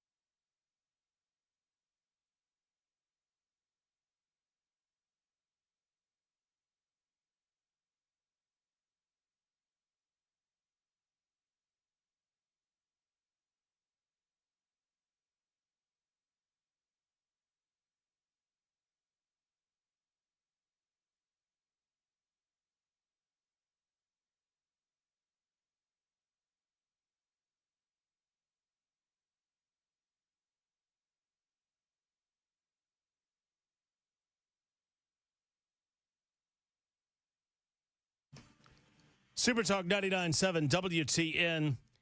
A couple of folks on the Super Text line have asked the question why we can't make it illegal for anyone who is Muslim to run for public office. Well, I mean, we could. You would just have to alter the Constitution of the United States. And, you know, that's fine. I mean, there's a process that you can go through to do that. I think it's Article 6. It's somewhere in Article 6. Someone help me out. Article 6, Clause 3. I think that's right. To that there's no religious test to run for public office. So it is, you know, to ensure that you do not have to declare faith or no. You know, anyway, I mean, we can change that if you want to change that to exclude people of the Muslim faith, but you're going to have to offer up an amendment to the Constitution of the United States of America. I'm just, you know, I'm letting you know. I'm not judging it. I'm just letting you know that the Constitution disagrees with those of you who want to exclude individuals from running for public office based on their religious affiliation. We are going to do nincompoops in the news early today because I have to get out of here around 5 o'clock. Cameron Smith coming up around 5. He'll be with you until 7 o'clock tonight. Obviously, most of the nastiest of the weather has left the Nashville area, but for some of you, it's still popping and jumping and going on, and we're going to keep you up to date with everything that's happening in that regard as well. Real quick, before we get to nincompoops, let's see if I can get to Bill, who wants to comment on the weather. Hello, Bill. Hello. Well, spring is here. And by the way, I'm against the Sharia law. Let's do that. Yeah, me too. Spring is here, and I got proof of it today. I was riding my bike down the trail, and right in the middle of the trail is a big copperhead. Probably close to 3 feet long, kind of curled up. Had to dodge around him. It was the prettiest snake I ever saw, though. They are pretty snakes. Pretty or dead. Yeah. And prettier when they're not near me. Yeah, no doubt. Listen, I had an experience with a moccasin when I was a kid. And I mean, I was probably 12 years old, 13 years old. We were in a duck pond, my grandpa and I, and I'll never forget it. And I just don't have any love for any of them. I mean, I understand that there are non-poisonous, and I understand all that, but ooh, my goodness, Bill, when it comes to vipers or to the poisonous variety, if they're around me, they're going to be DRT. You know what that stands for, Bill? Not alive. Dead. That's dead right there. DRT. The great Neil Bortz used to say that all the time. DRT, dead right there. Well, I didn't have any initiative to mess with this thing today. Well, I get it. It was a big one. Well, good luck. I mean, they're out and about. Other part of the question is about the weather, and that's another part of spring coming on, having all these severe weather and so forth. Do you think that there's people out in Vegas or even online, I guess, that take bets on weather and how bad it's going to be in certain places and bet on the weather? You know, we're betting on just about everything nowadays. It would not surprise me whatsoever if we were betting on the weather. I mean, I bet you, I bet, see what I did there? I bet you that you can place bets on just about anything you want to play bets on nowadays. Yeah, but you know something? There's no way they can rig the weather. Fair. True that. I don't know. I would look into it, Bill. I appreciate the telephone call. I'm sorry to scoot, but we've got to move along to what we call nincompoops in the news. It's Super Talk 99.7 WTN. Y'all hang in there. If you're Tom, if you're Steve, if you're Guy, I appreciate your calls. I appreciate your patience. But it's time for nincompoops. Speaking of nincompoops, Ken, Jackson Williams has won twice this week. Son of a biscuit eater. I don't know what we're supposed to do with this guy. I even went back and I reconfigured and I recounted Monday's vote. Because initially I gave it to you, and then I recounted, and I thought he won, and then I recounted, and he had, in fact, won, I'm sad to say. So you and I need to do something about this, Weaver. Well, he doesn't even have his gravitas, and he's winning. His gravitas. Hi, I'm Jackson Williams, and I've got a trophy, but no gravitas. I like it because that doesn't sound anything like you, by the way. I lost my gravitas.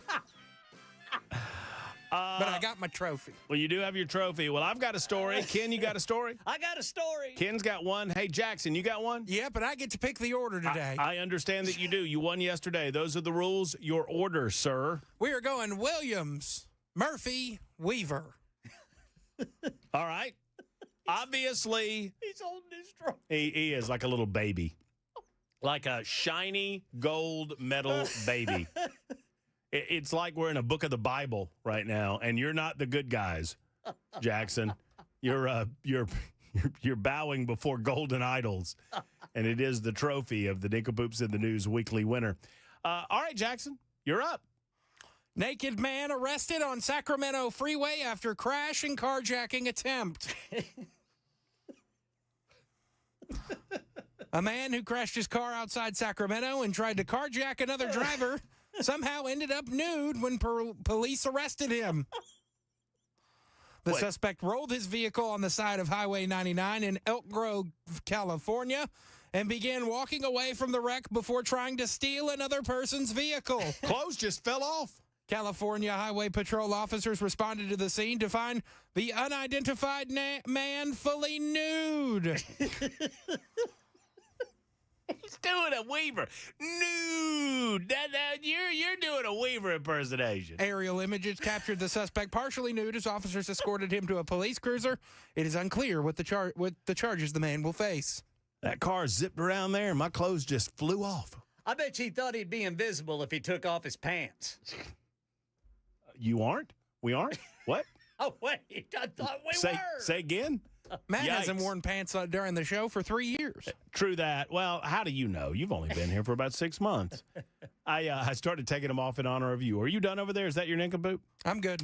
All right. My nincompoop, it's a little older, but we've never really put age restrictions on these stories, but he is a nincompoop in the news nonetheless. It was sent to me by a fine listener, Steve. I have verified that the story is, in fact, real. It is out of Bergen County, New Jersey. A New Jersey man says he's in shock after he says he caught his mother's ex-husband urinating on her grave. Oh, goodness.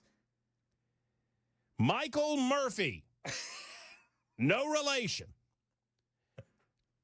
as far as I know, choked up as he described what he witnessed last Sunday at Tappan Cemetery in Rockland County. On a Sunday? He shot video of the man who's allegedly been desecrating the grave of his mother, Linda Torello.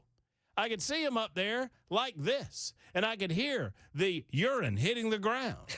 I promised my wife and kids, I promised my sisters, because I was fuming, I would not hurt this man, but we wanted to do this the right way. We thought we would get justice. It all started back the previous April when Murphy and his sister started finding deli bags filled with feces near their mother's headstone. Goodness. They initially thought they might have been left behind by a careless dog walker or a dog owner who was picking up after their pet. But after a second bag was found, they knew they had been left there intentionally. Wow. Murphy and his family got the green light from the cemetery to install cameras near the gravestone to catch the culprit. Camera timestamps recently showed a man coming up to the grave with his wife waiting in the car around 6:15 a.m. for 4 consecutive days. On the 5th day, Murphy propped his camera on a nearby headstone and shot video of the man. The suspect, he says, was his mother's ex-husband, who she divorced 4 decades ago. Good grief. As far as I know, said Murphy, there's been no contact since 1976.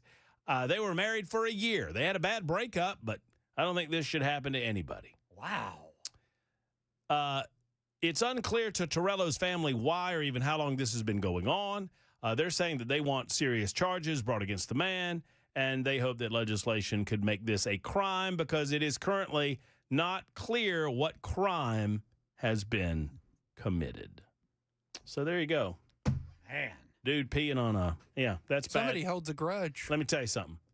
You might not be punished in this life, but I think there's going to be some punishment meted out in the next. Possibly. Yes, sir. Ken Weaver, your nincompoop? Bag containing weed and cash accidentally donated to a New Zealand charity shop. 2 teenagers mistakenly left a knapsack containing marijuana and cash at a donation area outside a New Zealand charity shop. Then they went back in a panic to try to retrieve the bag.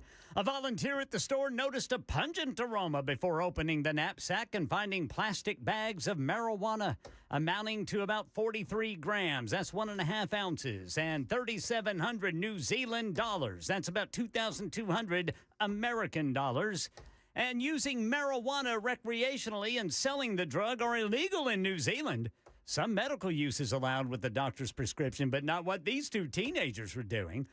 Police said the episode happened February 18th in the Southland region of the South Island. Spokesperson wouldn't give more details of the shop's location to protect staff. The boy and girl had left the knapsack outside the shop. They waited for their vehicle to be serviced at a nearby workshop. Officers were called after the agitated teens returned to the store. Police found an air pistol, which those under 18 can't possess without a license and adult supervision. And that's in New Zealand. I didn't know that. That's where you can't even have a BB gun. It's not illegal to have a police scanner in New Zealand, but distributing or acting on information heard is a crime. So they also had a police scanner. Police did not divulge details about any charges the arrested teens face or if they had appeared in court. Man, oh man. Their mistake was going back for the knapsack. Yeah, you can't return to the proverbial scene of the proverbial crime. And there you go. Those are 3 nincompoops for your perusal. Vote Murphy, vote Weaver, or vote Jackson.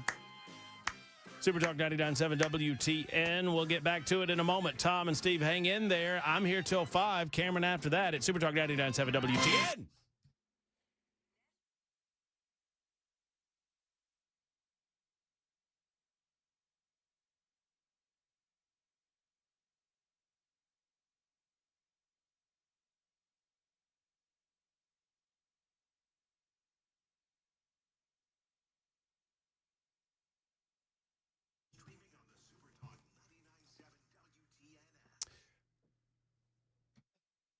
This and every hour of the Matt Murphy Radio Show brought to you by U.S. Pest. If you want complete protection, if you're concerned about, things growing in your yard that you don't want to be growing, I don't know, like ant mounds or perhaps pests that are planning on coming into your home and taking over, you need to eliminate that. As Barney Fife used to say, nip it in the bud. Full service pest control is offered at U.S. Pest.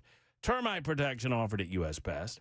Crawl space services always available, and all of them with a 100% money-back guarantee. They just do the job the right way, or they do it again to make sure that it's done the right way. They don't pretend to be perfect, but they're going to make it right with you at U.S. Pest. That's why they've been recommended by thousands of customers in the Middle Tennessee area, and I would not recommend any other pest control provider than U.S. Pest. Plus, I love their billboards. Have you seen them around town? You see one of the U.S. Pest billboards, you'll always see an American flag flowing and flying high above. Why? Because U.S. Pest loves the United States of America, and they hate bugs. USPest.com, that's USPest.com for a free pest and termite inspection today, or 590-1260. Call 590-1260.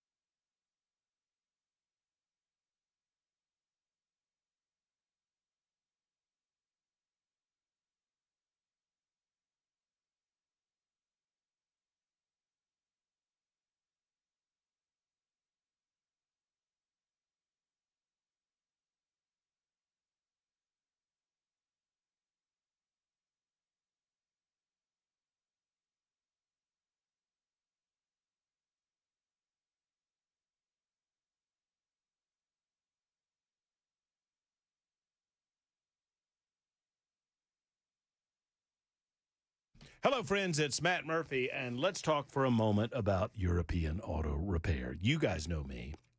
You know when I'm talking like this, I'm talking about Eurofix. Eurofix doesn't feel like your standard auto shop.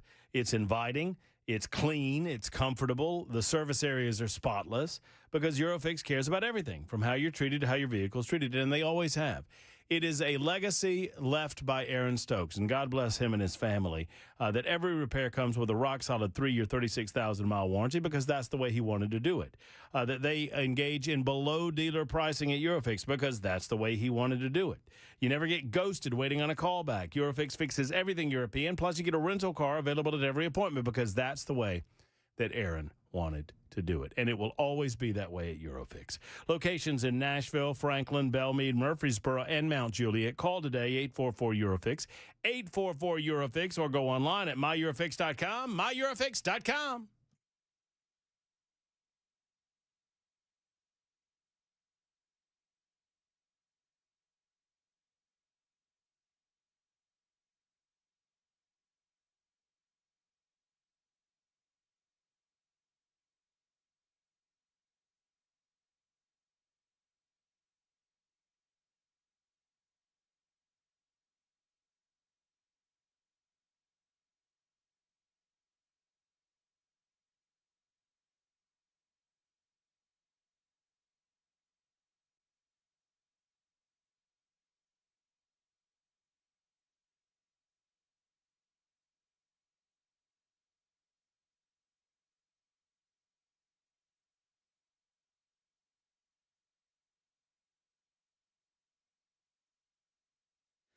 President Trump announcing some moves to bring down gasoline prices. I've got that and more coming up at 5 on Super Talk 99.7 WTN. Oh, by the way, for those asking, this simunition, force on force, they're calling it the simunition because you're using simulated ammunition. But you fire the Glock 17T, which is the training gun. I'm not here to brag, but I got into a little bit of an altercation, and I had to put a fella down in the simulation. Hey, Jackson, one shot. You know where it went? Right between the eyes. It was actually right. It was right at his nose.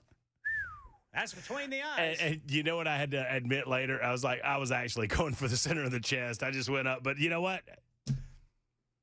Dead is dead. Simulated dead is simulated dead. That's what they say. I don't know what's about to happen. Either I will be here and be late for my event, or Cameron will be here and I will be on time for my event. One way or the other. We'll see you in just a couple of minutes after the news on Super Talk 99.7 WTN. Here it comes.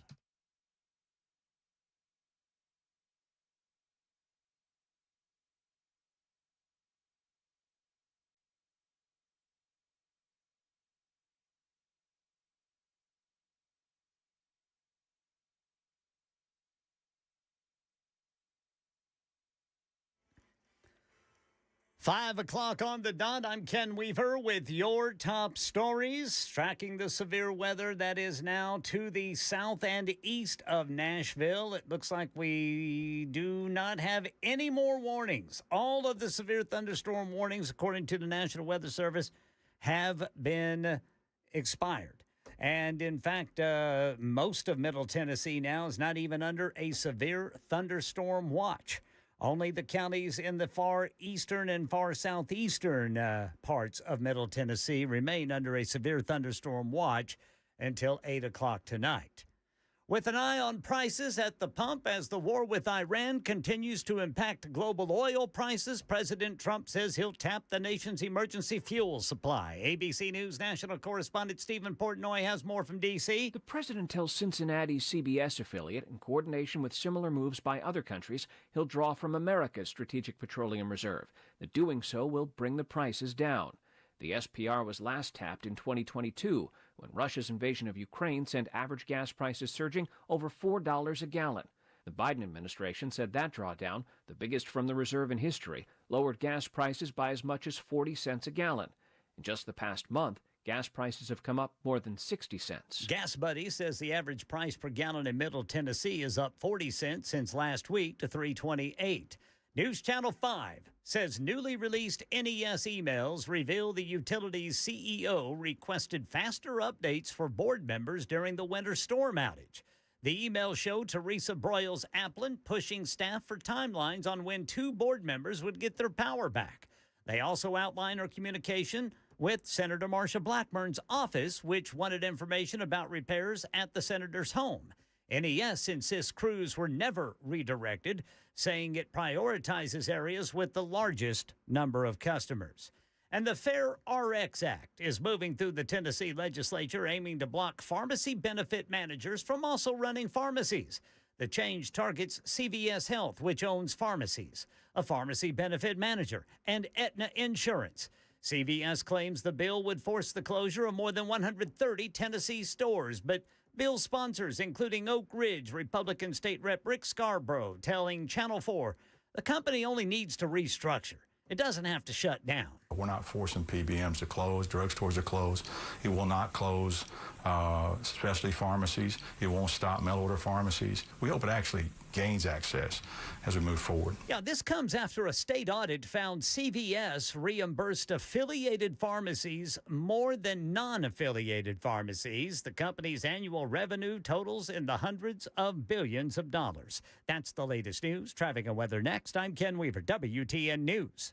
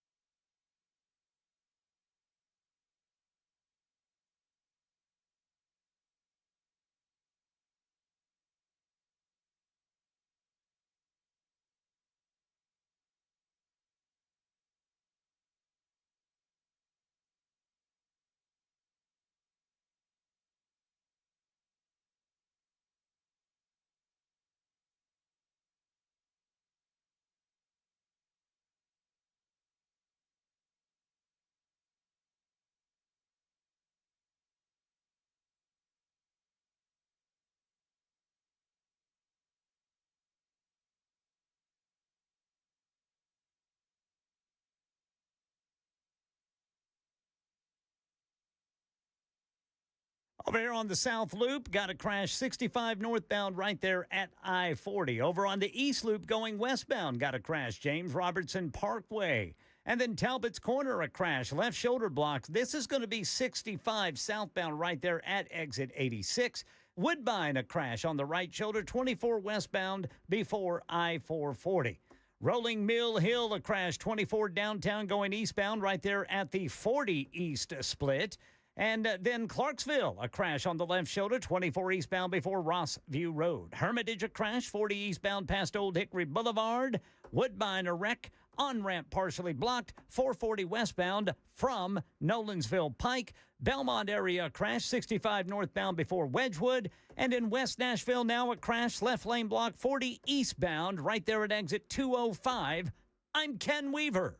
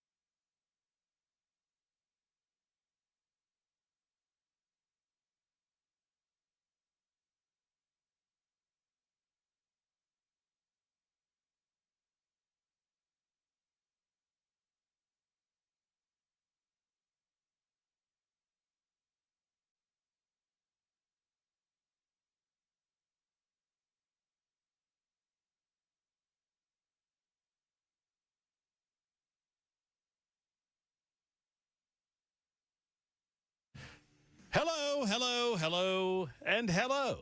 My name is Matt Murphy, and this is the Matt Murphy Radio Show, and I continue to host it until Cameron gets here. And he will be here. Yeah, well, it'll be okay. Everything will be fine. Everything's A-okay, and we appreciate you being here. It's 8 minutes after the hour of 5 o'clock on Super Talk 99.7 WTN. I'll be hosting the proceedings for a little additional amount of time until Cameron arrives. There was a slight, miscommunication, and but we're all good now. And Cameron will be along directly. I think what happened, Jackson. Hey, Jackson, how you doing? You doing all right over there? I'm doing good. Nice wardrobe change. Thank you. You like this? There's going to be a tie later on. Next break, you'll see me in a tie, too. Jackson, do you have the redheaded stranger's telephone number? I hate to do this on air. Okay, well, all right, good. Well, I'll figure it out. I'm heading over to the Musicians Hall of Fame. The doors opened moments ago. The program, thankfully, doesn't start until 6. I'm supposed to be a part of the MC of the program. What happened, Cameron normally. So we had talked about this some weeks ago when I was invited to be a part of the event and was asked to do a couple of things over there. And I guess Cameron had not put it on his calendar that he was going to do the full 5 to 7 slot. And so earlier today, Jackson, when we told him that we would not be doing a podcast because I had to do sound check for this event, Cameron, I think, thought that meant that everything was off. And as a result, he is not here. He is not here. But he is now on his way and said he will be here, in a little bit. So there you go. So now it's you and I. Super Talk 99.7 WTN. I've packed up all my stuff, too, but that's okay. Tom is next up on the program. Hello, Tom. How are you? Oh, still blind, still haven't won the lottery. The point I was making out is why Mullah Omar hates America so much is because her dad was part of the communist government that was kicked out. She came to America as a 10-year-old, and one of her comments was, "I've never seen such a dirty place in my life." Well, you know where she's from, right? Somalia, yeah. I know. I mean, obviously, whether she wants to believe it or not, she grew up in a dirtier place. Yeah. Yeah. Black scorpions walking across her bones. Yeah. Right. Well, thank you, sir. I appreciate you letting me tell you. Well, thank you, Tom. I appreciate your telephone call and your pithy comments.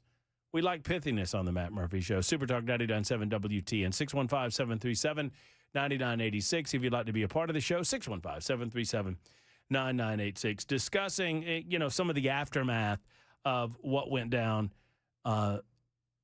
after Andy Ogles made a few comments regarding Muslims in American society. And I would draw a distinction between an individual who practices a particular faith, whatever that faith may be, versus the actions of an individual as a result of their faith versus someone who wants to promote some form of Sharia law, which is absolute nonsense.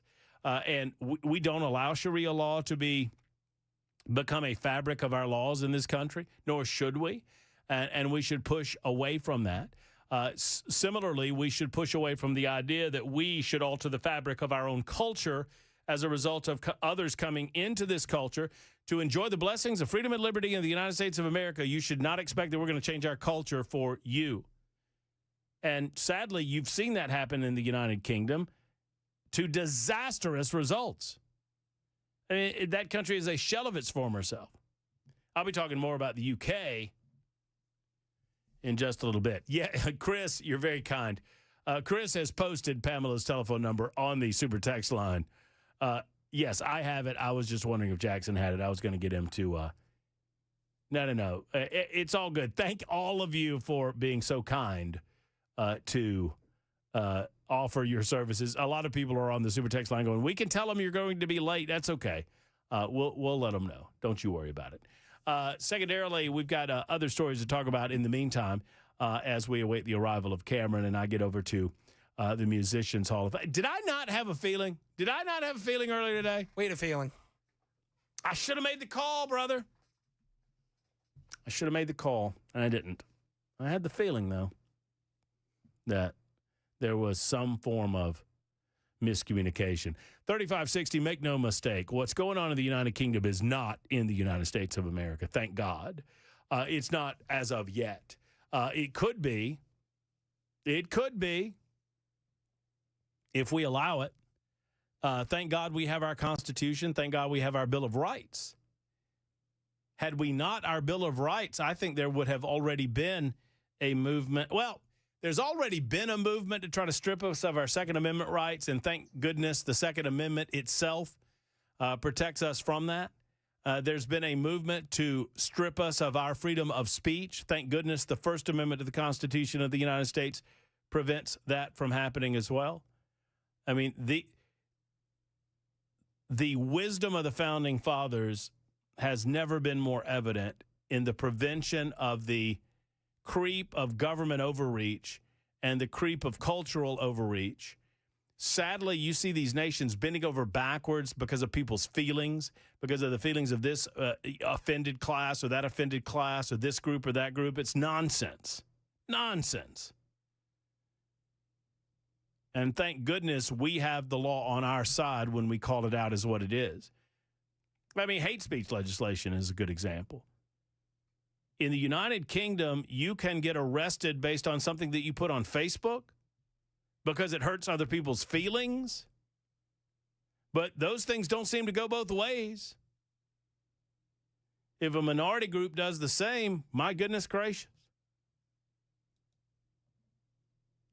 They just get to walk with it. Mike is in Old Hickory. Hello, Mike. How are you? Are you getting ready to drink a Starbucks coffee? Oh yeah, I think they're moving to Florida. What the CEO or they're moving to Nashville.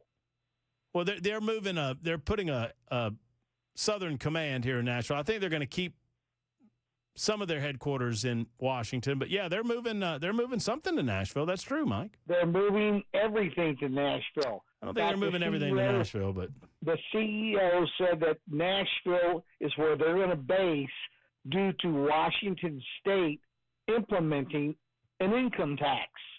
So they're moving to Nashville. They're opening a corporate operations office in Nashville in 2026. They're doing so to bolster their southeastern presence and supply chain. Roles are relocating. It is an expansion and not a relocation of their Seattle headquarters, which will remain their primary global support center. And if you believe that statement, you know what they're doing. They're getting out of Washington State because Washington State said we're now implementing a new income tax, which they never had. So that's why Starbucks is coming here. That's why Boeing left Seattle, went to Chicago, and then left Chicago to get away from these income taxes from these liberal states. I just wanted to know, just be happy, Matt. I know, Mike. I'm happy. I'm happy. We've got a liberal company coming here to Nashville and saying, you know what, we hate taxes. Mike, I'm happy. I promise you, I'm happy. I'm not attempting to argue with you. I just want to make sure that we provide accurate information to the listening audience, and you're not, and I am. Well, I guarantee you, when that was announced on Wall Street today, they know where Starbucks is coming. They're coming right here to Nashville. Well, we welcome them with open arms. Don't bring your politics with you when you get here. I hope you'll invite the CEO on your show once they start the transition and ask him, why is he coming to Nashville? Oh, of course we will. We'd be happy. Well, thank you, Matt. Thank you. Thank you, Mike. Oh, I think that might have been a premature caller ejection, Mike. If that's the case, I humbly apologize. Starbucks, this story from KOMO News, and this story is a week old. And now, look, I welcome any and all business opportunity heading to this state. I would suggest that with an organization like Starbucks, be careful. Just be careful because I don't want them to bring their politics with them. They're a big enough company and a big enough organization. If they bring some of these liberal politics with them, it could potentially impact the lawmakers and some of their decision-making processes. That said, I'll just read you from the official announcement. Starbucks will open a corporate office in Nashville later this year as the company expands its operations in the Southeast, but the move does not mean the coffee giant is leaving Seattle. A Starbucks spokesperson said in a statement responding to questions about the company's plans in Davidson County, Seattle remains our North America and global support headquarters. Additional details about the Nashville office shared in an internal email sent to employees by Starbucks Chief Supply Chain Officer Sanjay Shah. In the message, Shah, I don't know if I'm pronouncing that correctly or not, S-H-A-H, said Starbucks aims to expand in the central United States, the South, and parts of the Northeast by adding sourcing operations with teams in the Southeast where the company will have access to a strong workforce and be closer to key suppliers. Workforce commentator Thomas Fellows said it makes sense for the company to expand in Tennessee, where, like Washington, there's no state income tax. He added that there are other advantages, lower cost of living, lower salary expectations. I think the CEO has to do something drastic because the stock price is down 13% over the last year. So, look, I'm not here to poo-poo the idea. We welcome business opportunities in the state of Tennessee. I love my adopted home state, and I love the fact that we are a low-tax, high-freedom state. Why wouldn't you want to come and do business here? But they are not moving headquarters. They are opening up a new hub of operations that can better service the southeastern corridor as well as the northeastern corridor. It is 20 after the hour on Super Talk 99.7 WTN.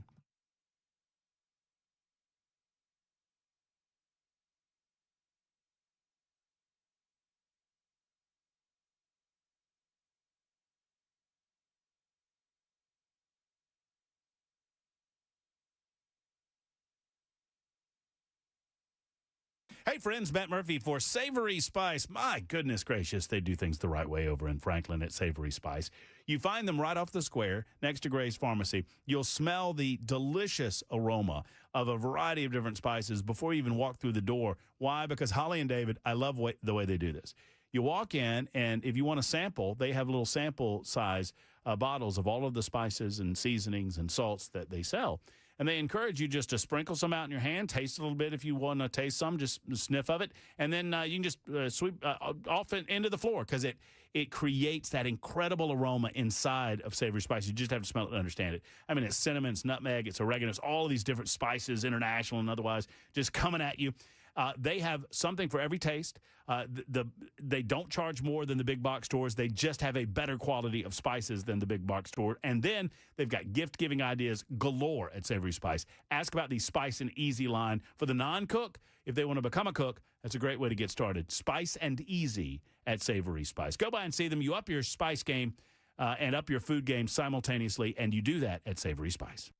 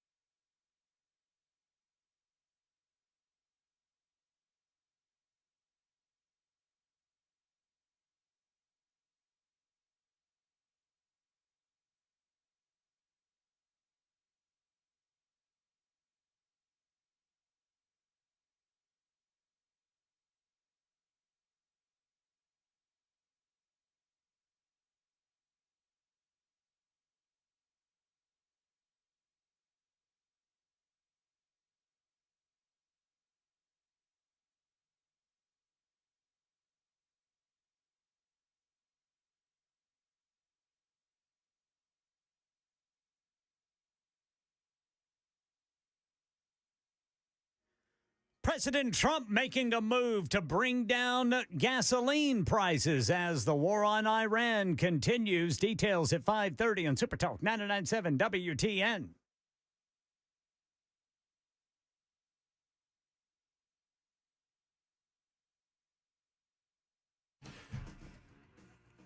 Hello, friends. Matt Murphy here.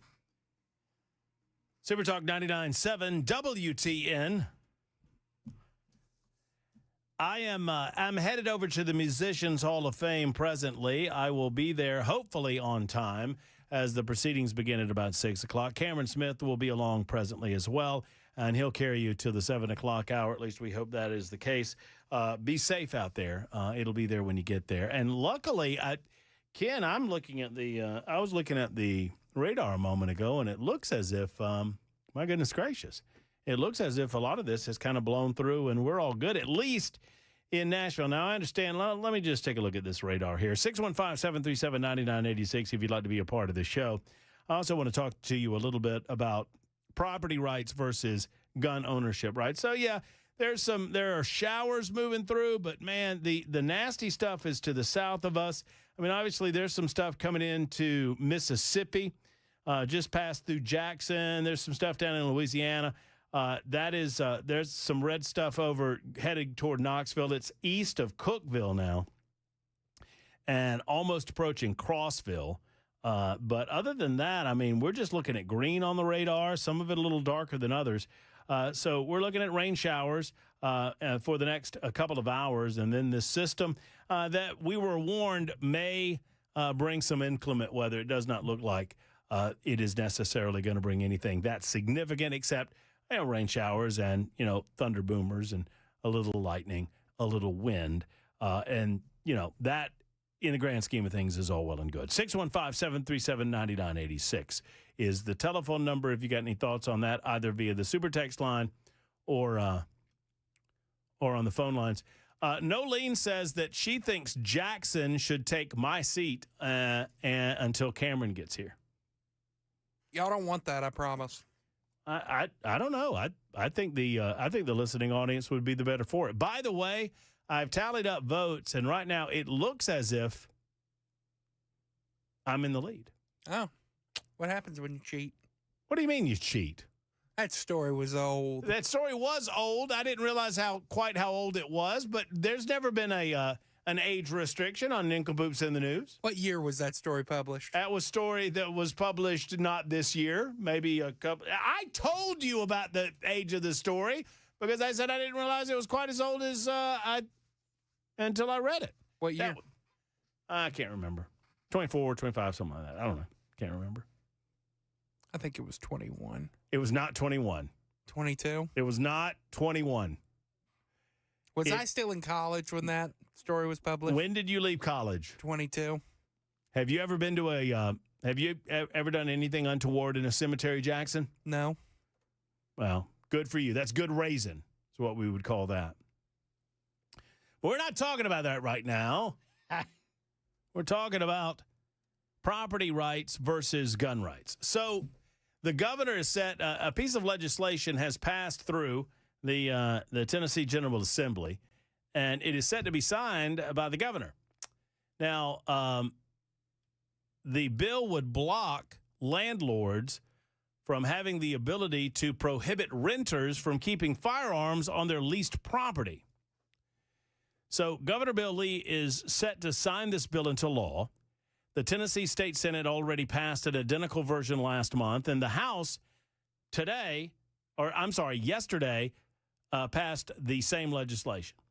House Bill 469 by State Representative Lee Reeves, good friend of the show, would prohibit a landlord from banning tenants from carrying, transporting, or storing their legally owned firearms, gun components, or ammunition on leased property, including any vehicle stored on said property. I need to read this legislation. I'm curious if that covers, like, a rental agreement at a storage facility. I don't know. In addition to tenants, the legislation covers their guests, provided the guests are legal gun owners as well. Should a landlord or leaseor violate the prohibition, the bill would grant the renter a civil claim to pursue in court. Provisions are included in the bill to exempt properties leased to the state of Tennessee or its agencies and departments. The legislation passed with 73 votes in favor, 21 against. Apparently, a lot of Democrats voted against this thing. It had already passed the Senate with 27 votes in favor, 5 against. The bill is now being delivered to Governor Lee's desk for a signature, and it is expected that he will, in fact, sign it. After being signed, the legislation will become law January 1st of 2027 and apply to all rental agreements, rules, and regulations created after that date. Proponents testified in the State House in favor of the legislation. Those proponents included Brett Winston, the Tennessee State Director for Women for Gun Rights, who argued that making gun rights mandatory for rentals was necessary to preserve the spirit of the Second Amendment. If you're not allowed to keep arms in your home, then you don't meaningfully have the right to keep arms at all, Winston said. Now, I am predisposed to agree with this legislation on balance. I do believe that we have so many rental agreements, and sadly and unfortunately, a lot of those rental properties that exist in the state of Tennessee are managed by rental companies and not necessarily by the homeowners themselves. And those rental companies, being risk-averse as they are predisposed to agree with lawyers who oftentimes come from out of state or whatnot, don't really have an appreciation for the Second Amendment of the Constitution, and they're predisposed to preclude individual gun owners from their ability to keep and carry. Now, I think this is a classic case of don't ask, don't tell. I don't really care what my rental agreement says about gun ownership on my property. I don't care now. I wouldn't care. I mean, I don't rent anymore, but I did for 3 years. Never even bothered to look. Never even occurred to me to look because I'll tell you what, I don't really care what. I mean, I'll tell you what, quick timeout, news coming up. If I'm here when we get back, I'll share with you a quick story about how I've never seen, these supposed no guns allowed signs that exist. I've never seen one. It's amazing. I feel like I look for them. I've never seen one at a restaurant or a place of business that say they don't allow guns. Isn't that odd? I've never really seen a gun-free zone in person. Interesting that. 31 after the hour on Super Talk 99.7 WTN.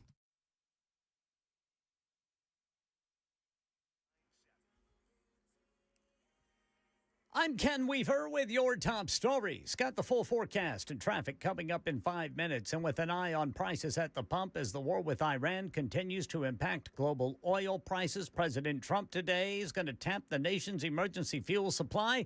Matt Rivers says Trump's move comes as Iran is ramping up attacks on ships attempting to pass through the Strait of Hormuz. We've seen Iran try and hurt the United States and Israel as much as they possibly can in this part of the world by targeting American assets, American military bases, and the like.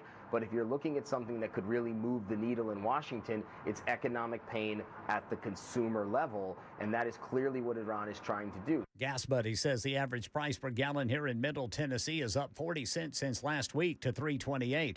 President Trump traveled to Hebron, Kentucky today to deliver an economic speech with a focus on beating Democrats in November. The midterms are coming. They want to raise your taxes higher than you've ever had before. We have to win. He went after Congressman Thomas Massey, the six-term Republican the president's actively working to oust. Massey's a complete and total disaster as a congressman and, frankly, as a human being. Then he got personal. He's got one thing going. He went to a good college.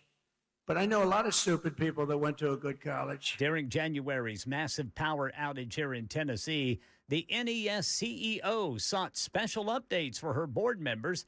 According to internal emails, News Channel 5 says it obtained. Teresa Broyles-Applin asked employees to check specific circuits and relay estimated restoration times directly to her. One manager wrote that a crew was dispatched to a board member's area shortly after her request. Those emails also document conversations with Senator Marsha Blackburn's office about outages at her Brentwood home. Also in Tennessee today, a bill is moving through the General Assembly that would allow courts to put certain foster kids in detention facilities if they've acted violently and determined to be in need of heightened supervision. Channel 4's Joylyn Bukovac. State officials say that the goal is to give courts another tool to handle serious incidents when criminal charges are not filed. This, again, being told to the kids before they are being committed to the department, being made aware of this possible circumstances to deter this behavior. How are we proving that all of those elements are made, and how is this coming before the court? Those against this bill also worry that the language could allow children to remain in state custody longer than necessary. The proposal recommended for approval in a Senate committee on Tuesday. That's the latest news. Traffic and weather next. I'm Ken Weaver, WTN News.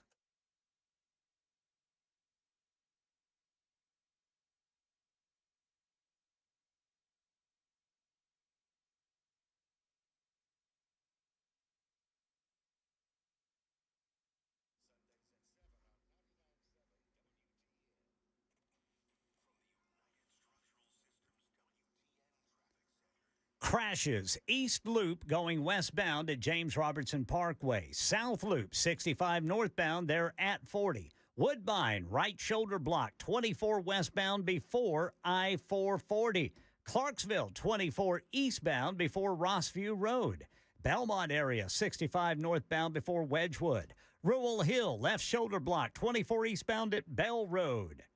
Madison, Gallatin Pike, south north of Briley Parkway. Hermitage, 40 eastbound past Old Hickory Boulevard. Woodbine, a crash. On-ramp partially blocked. 440 westbound on-ramp from Nolensville Pike. And Talbot's Corner, a crash. Left shoulder block, 65 southbound after the northern split. I'm Ken Weaver.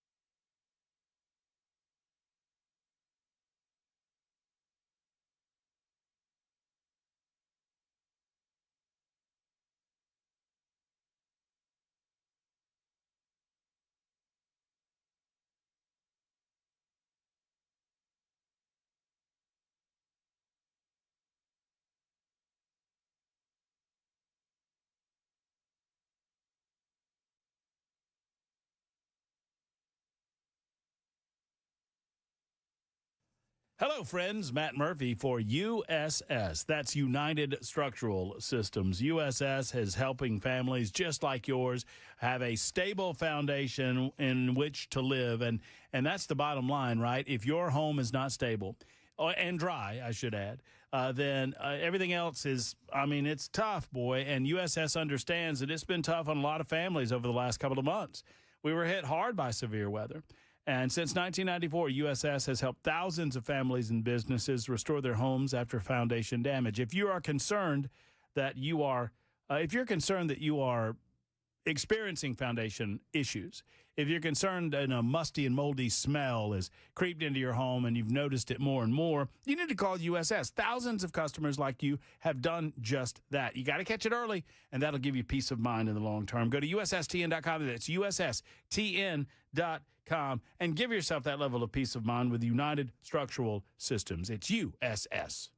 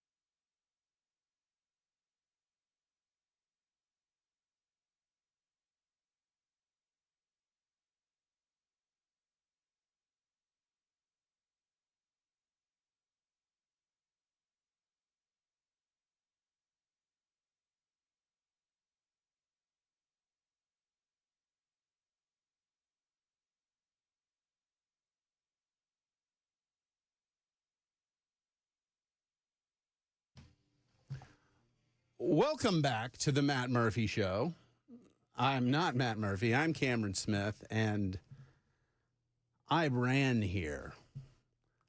For those of you on I-65 headed north, I just passed you. I just passed you. It was in my wife's expedition, going really fast. I want to apologize to my parents. I was sitting in their living room, having a lovely conversation, and I get a call from the one and only Matt Murphy saying, "Hey, bud, what's going on?" I'm like, I don't know. What's going on with you? Well, are you almost here? No, you told me that we weren't doing the podcast today, and so I thought, you were busy. It's like, I am. I am very busy. You were filling in for me while I went to the AFP event and did my thing there. He even wore a suit. Super nice. To which I said, oh, yeah. Now I remember. So that's a thing, and I made it. And my wife is now sitting in studio. She does not want to participate in radio, but she's staring at me and taking photographs because I smell funny. Because true story, I was transplanting asparagus. Oh, yeah, that'll do it. I did every time, Ken. Every time the asparagus gets you. And I just didn't have enough to make a mess of asparagus in my raised garden beds. I had half of one dedicated to asparagus, and my dad said, I'm going to get rid of my strawberries and get some more asparagus. And I said, you know what, Dad? I got some asparagus for you.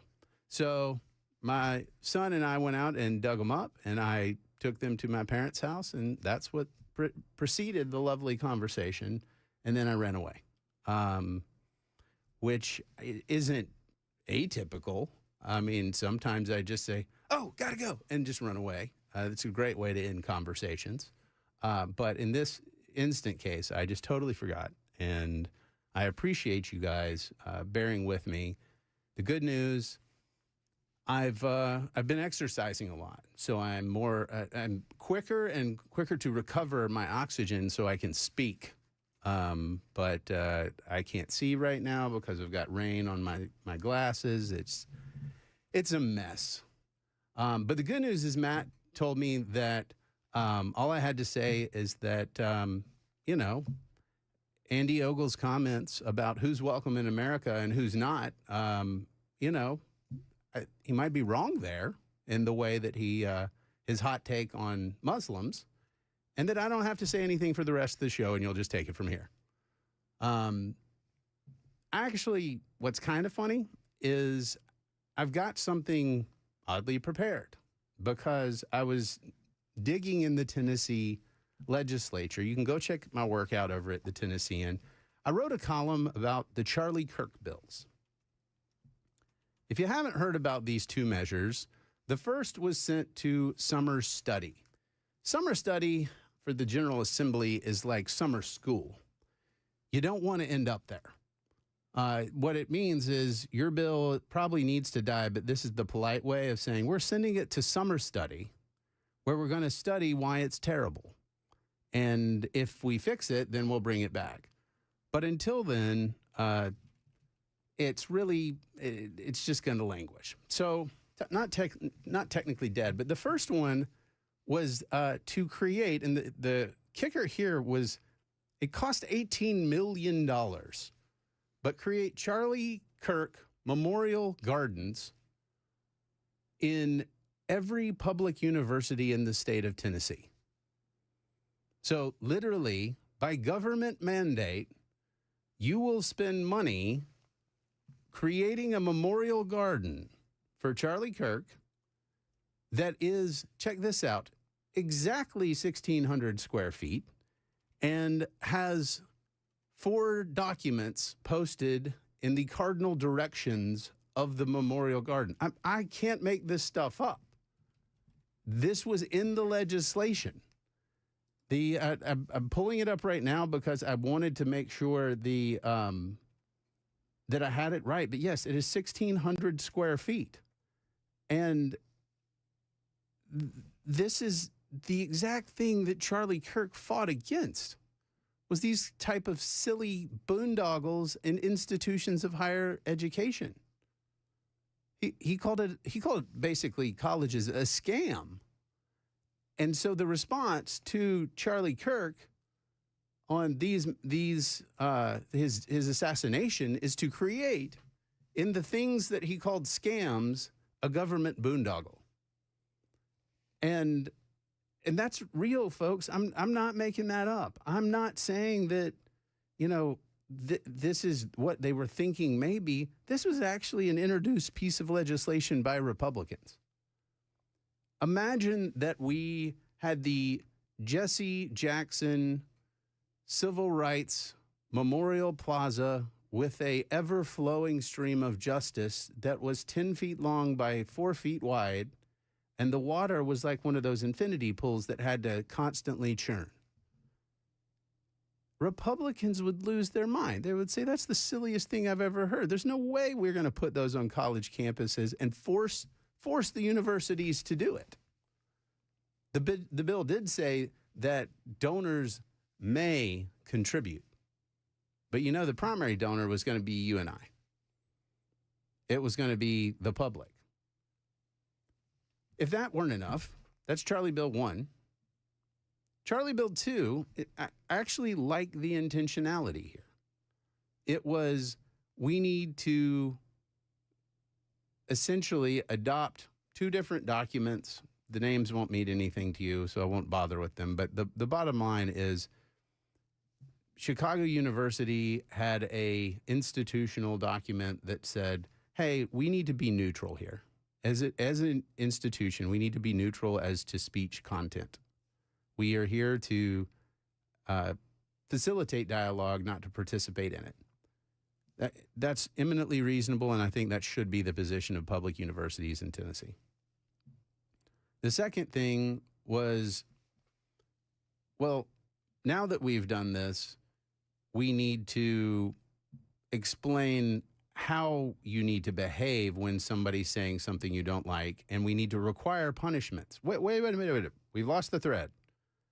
We went from, hey, these are some good thoughts, to the legislature shall now prescribe how students are disciplined when they are disruptive.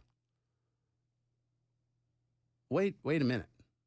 If the leadership at public institutions is not of the caliber that they can handle this, they can hold folks accountable for their behavior, then we need to replace the leaders. We don't need more stuff coming out of the Tennessee General Assembly. And I really want to know what you guys think about that. I want to have this conversation. We got to take a break.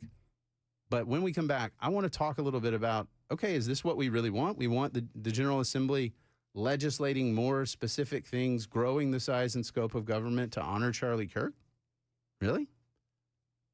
Like I said, we'll take a break. I'm Cameron Smith. This is the Matt Murphy Show on Super Talk 99.7.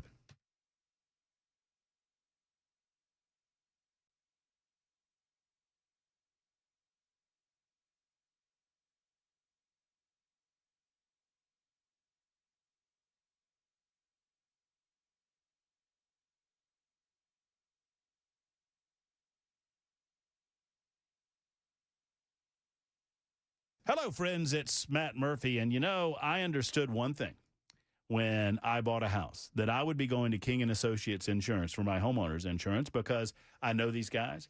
I know that they're local. I appreciate that. I know they shop around, which I insist on. When it comes to insurance needs, and you'll hear me talking about this in a lot of different categories, but when it comes to auto and homeowners, do not go to somebody that locks you in on one particular company. I'm sorry to tell you, I just don't buy it. Because if they're selling one particular product, they're going to sell you to that product, even if there are better options out there available for you. At King & Associates, they're not doing that. They're shopping the entire field of product, auto insurance, homeowners insurance, and they find you the best possible coverage at the best possible rates. No two families are the same, and your insurance should not be either. Maybe your premiums have crept up. Maybe you're adding a teenage driver. It's time to stop overpaying with King & Associates. King & Associates Insurance, 615-321-8121, 615-321-8121, or visit tkinginsurance.com. That's tkinginsurance.com.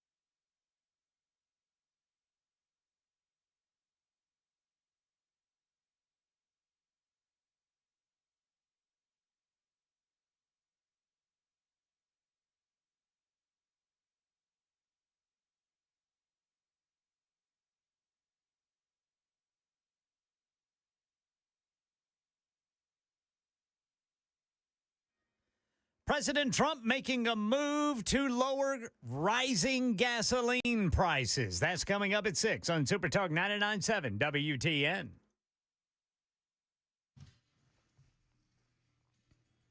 Welcome back to the Matt Murphy Show. I'm Cameron Smith, filling in for the end of this hour and the next hour.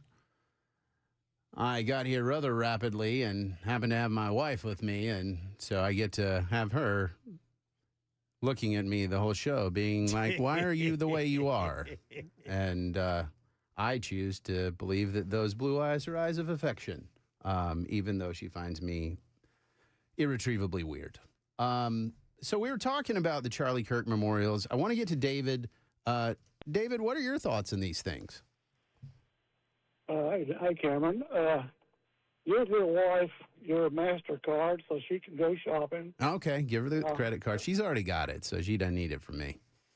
Well, that way, she can have fun. But, yeah, I think it's a good idea. Well, we've spent probably statewide, I'm just guessing, $200-300 million on doing the same thing for a communist that people don't realize that never preached a biblical sermon that's been recorded. His name was Martin Luther King.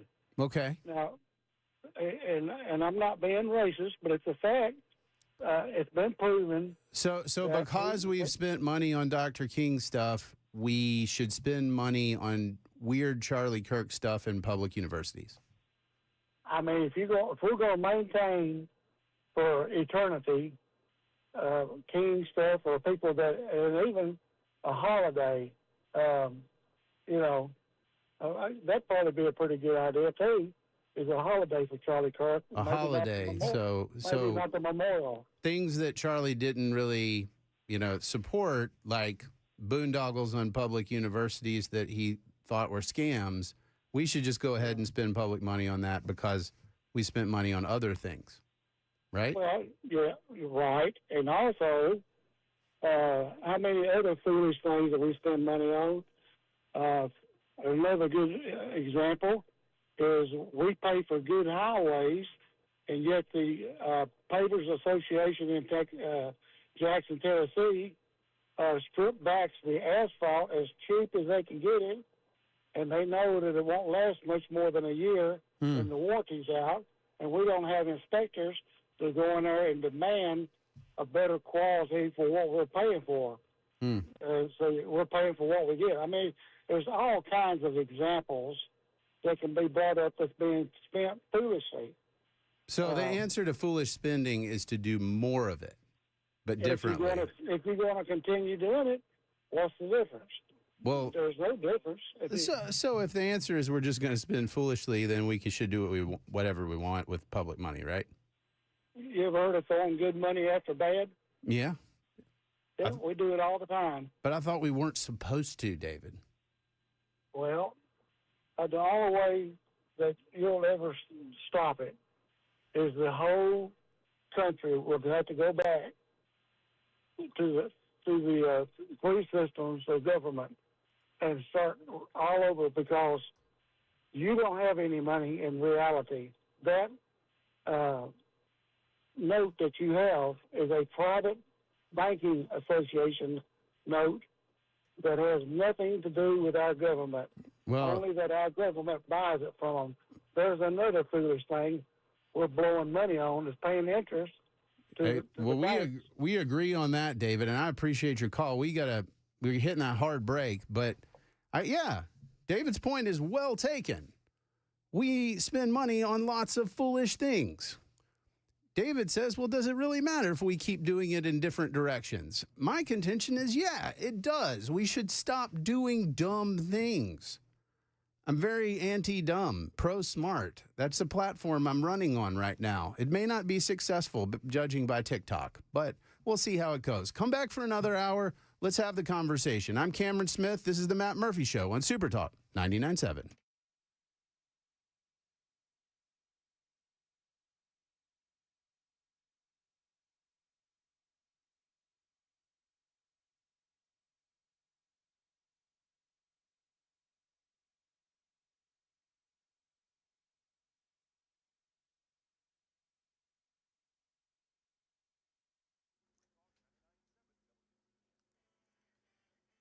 6 o'clock on the dot. I'm Ken Weaver with your top stories. Got the full forecast and traffic coming up in 5 minutes. President Trump says he's going to tap oil reserves to help bring down gasoline prices. It's still too dangerous for ships hauling oil to get through the Strait of Hormuz due to Iran's threats to sink them. Trump went to Hebron, Kentucky today to give a speech on the economy with a focus on beating Democrats in November. We massively increased production of American oil, natural gas, and clean, beautiful Kentucky coal. Right now in Middle Tennessee, the Rutherford County Sheriff's Office says a man was taken into custody after firing shots on Manchester Highway. They say he was experiencing a crisis. It started when deputies responded to the man's home for a welfare check after he had threatened family members. While gathering information at a neighbor's home, deputies say they heard multiple sounds of gunfire at that man's home. The house is between Manchester Highway, close to I-24, so authorities shut them both down as a precaution. The man eventually taken into custody. Charges are pending. Here at the State House in Tennessee, the Fair RX Act continues to advance, targeting companies like CVS that act as both a pharmacy benefit manager and a pharmacy, basically setting the price for the medicine they dispense. CVS has been warning customers the bill would force more than 130 store closures in Tennessee. Some customers, including Candace Pfeiffer, telling Channel 4, that's just a scare tactic. They're framing divestment as closure, and they're trying to use the consumer to try and persuade the legislators to be like, divestment means that you're not going to get your medication anymore, instead of divestment meaning that we are not allowed to monopolize the pharmaceutical cultures. Now, lawmakers backing this bill insist it's going to bring more transparency and fairness and possibly more pharmacies. Starting this week, Nashville's 300 miles of greenways will be reviewed for safety and accessibility. The audits are led by the nonprofit Free to Move, created after the death of 34-year-old Alyssa Lockett, who was murdered on the Greenway in Antioch. Organizers, including Alyssa's sister Abby, tell Channel 4 they want residents to help identify problem areas from poor lighting to overgrown vegetation. The more people that are able to access our greenways, the safer they're going to be. You know, high population is a really big factor in safety. And to sign up to participate, you can go to wearefreetomove.org. City leaders are going to use the data to guide future improvements. That's the latest news. Traffic and weather next. I'm Ken Weaver, WTN News.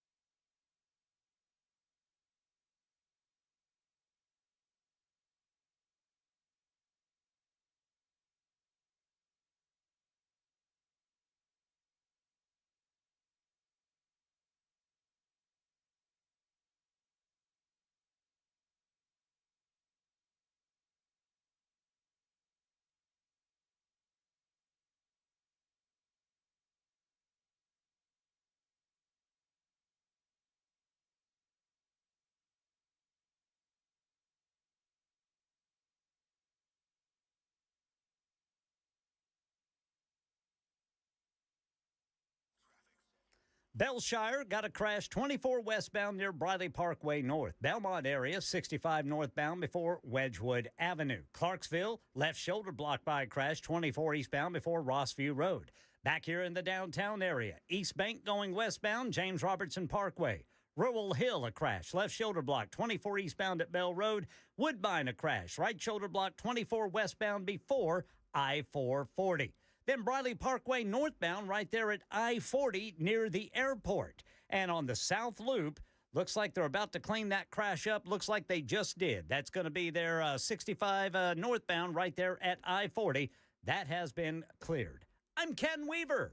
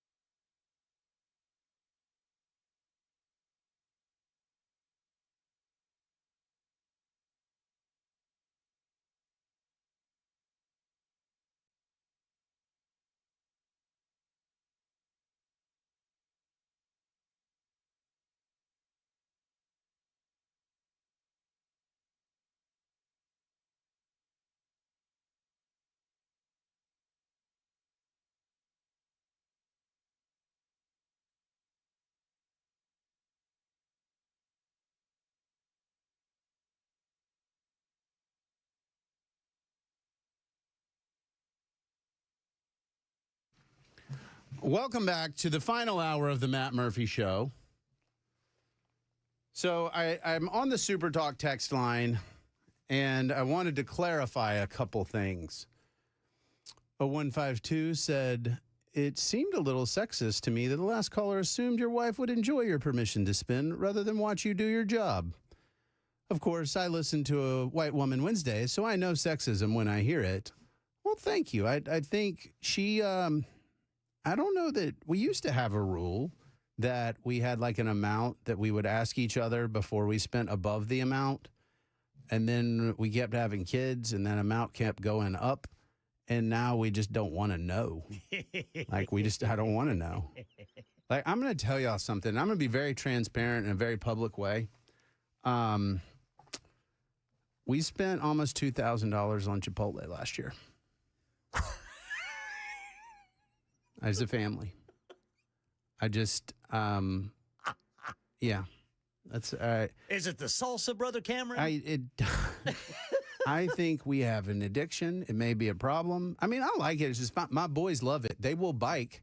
It is exactly 8 miles round trip to go to Chipotle in Nolensville from my house.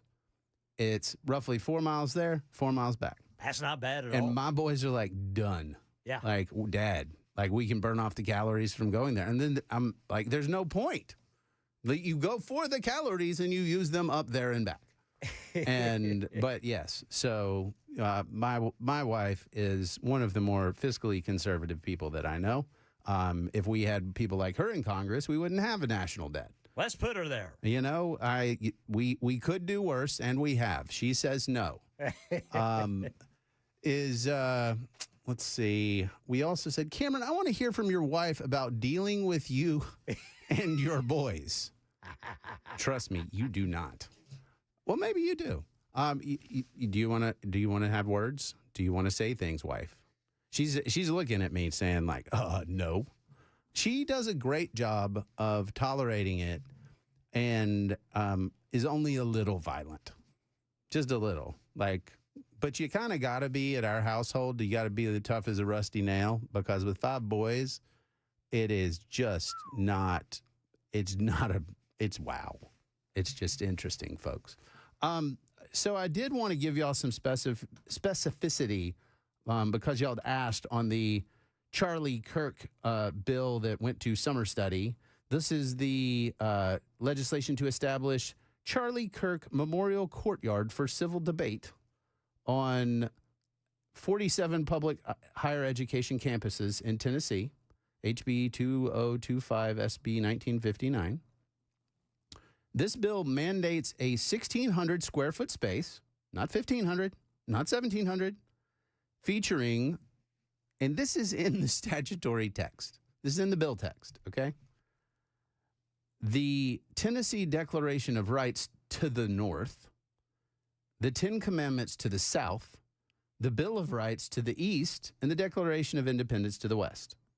Unfortunately, the New Testament did not make the cut with a cardinal direction. Sorry. That's how specific it is.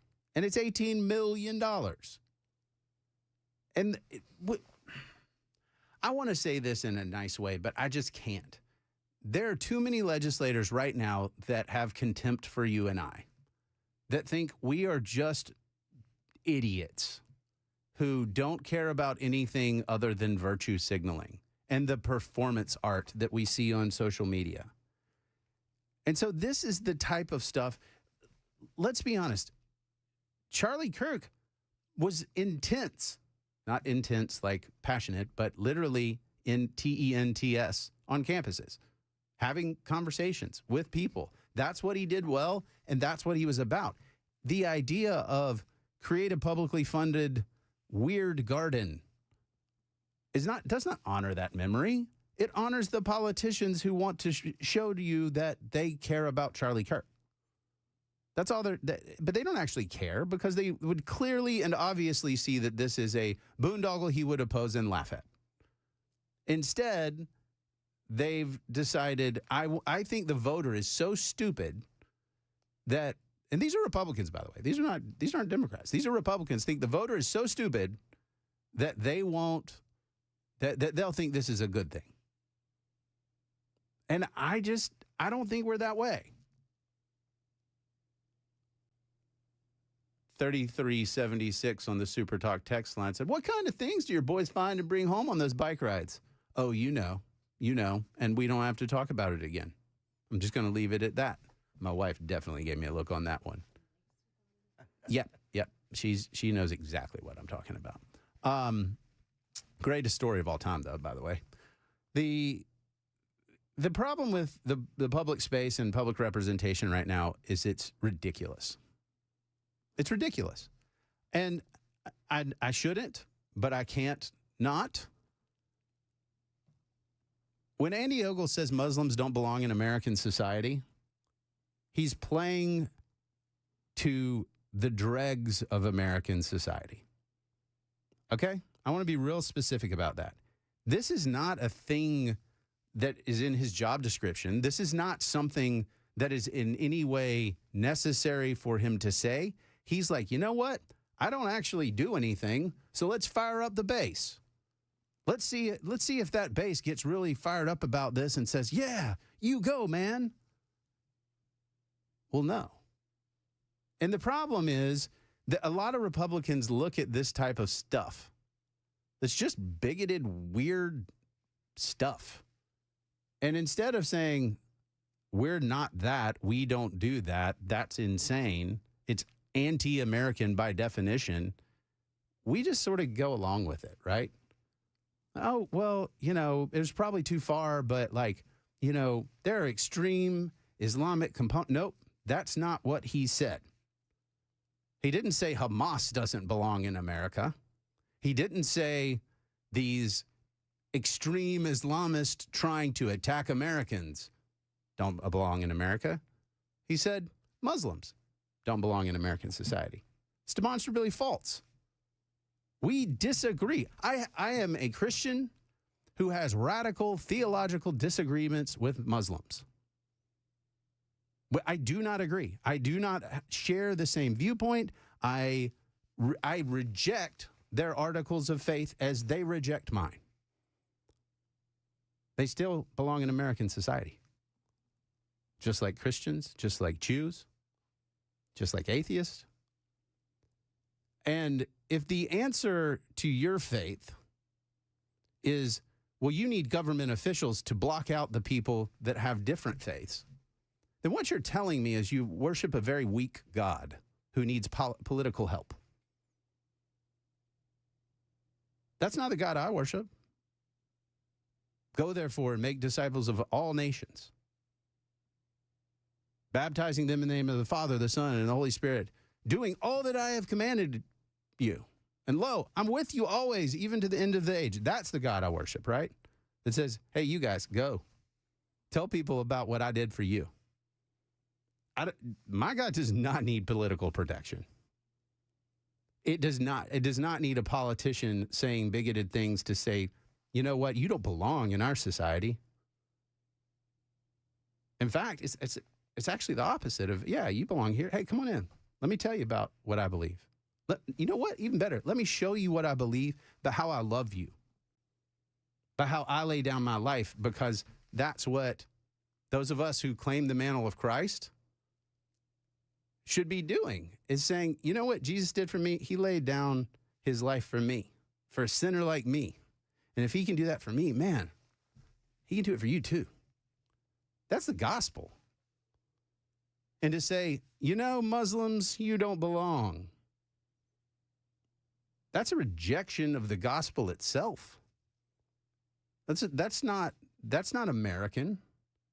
That is the same type of theocratic nonsense you see in the Ayatollah who just met his end in Iran. The supreme leader, whoever's on deck now, I think his third son, probably not going to do too well either. Because we're a nation of laws and not of men. That is who we are as Americans. And I understand some of y'all are saying, well, look at what's happening with radical Islam. Look at what's happening. Yeah, let's combat that. And we should. Because the moment that you decide we need to kill you, then we can have a very reasoned disagreement. We're probably going to fight. But simply holding beliefs that are different than mine, no. And so let's be real clear about that. That combating ISIS, combating Hamas, combating radical Islamic terrorism, and I don't have a problem saying radical Islamic terrorists. We should combat that because it is an ideology of death, domination. And we should absolutely have robust exchanges about the points of theology between the Islamic faith and the Christian faith and atheism. I think Christians must do a better job of saying, hey, here's what we believe, and we'll defend it publicly. If you're not prepared for that, then you probably need to spend some more time in God's Word. I'm going to get real quick to Scott because he's been patient. Then we'll take a break, and Dan, I see you on the line. So we're going to go to Scott first. Hey, Scott, tell me what you think. Yes. So you said something about Muslims. If you see, especially of Muhammad, how violent they were, and you must realize that it's not just a religion, it's their whole theology. Okay, so we can have a theological disagreement. That's fine. Well, their theological disagreement comes to the point where they kill you. How many Muslims have tried to kill you, Scott? Oh, that's because there's not a greater number of them in America. Oh. So all Muslims want to kill you, Scott? I'm sure not all of them. I'm sure there's probably a small, because there's two of them, Shiite and the other kind. Okay. So let's just say, Scott, hang on. Let's just say that we disagree on theology with Muslims. Is that fair? Like, let's just say that. Is that reasonable? You, for example, you're not a Muslim, Scott. I take it. No. Okay. No, so, but I have studied the history. Okay. But let's just say we have that disagreement. It's okay for us to have that disagreement as Americans, right? Like, we can just disagree on theology and still be Americans regardless of our faith, right? Yes, but their problem is that once they become the majority, they push it to a political level. Okay. Well, isn't that kind of how our system works? You saying it's mob rule? Well, I'm saying that we have a constitution and we have votes. Are we saying that certain faiths can't vote? Help me out, Scott. If you look, no, I'm not saying that they should be denied any freedom. Okay. However, when they do stuff like public, the prayers in what they say supposedly, what I heard in New York, when they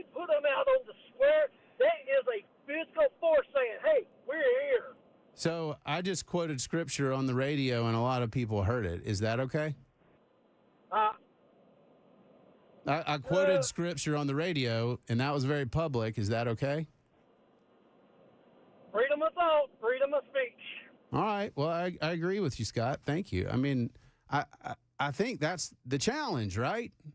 I'm not suggesting you have to agree with anybody. You don't have to agree with me. Guys, I love y'all, but I know many of you do not agree with some of my perspectives, and that's totally okay. But the way I look at it is a mere disagreement over ideas, no big deal. You assault me, you attack me, you steal from me, you break the law in any other way, we're going to enforce the law against you. And that's not bigoted at all. That's just the law. So I think that makes a lot of sense. 5351 said he is combating Islamic radicals, telling them they do not belong here. That's not what he said. It's not what he said. And there are a lot of situations where you've had groups of folks who have very problematic views, and the moment that they cross the line into violence, then guess what? Prosecute them. Stick them under the jail. I have no problem with that. But to just say, I'm concerned that your views might get to a point where you do things I don't like, I don't know. I just don't think that's enough to restrain somebody's freedom of religion, freedom of speech, to tell them that they are not welcome in the United States. Maybe that's just me. We got to take a break. I'm Cameron Smith. This is the Matt Murphy Show on Super Talk 99.7.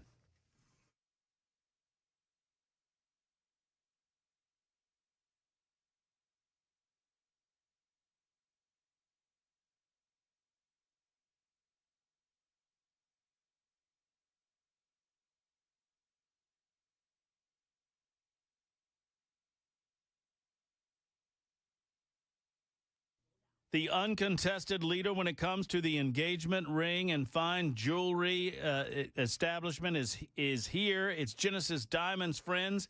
They have ridiculously low prices, and they've been the leader for a long time now.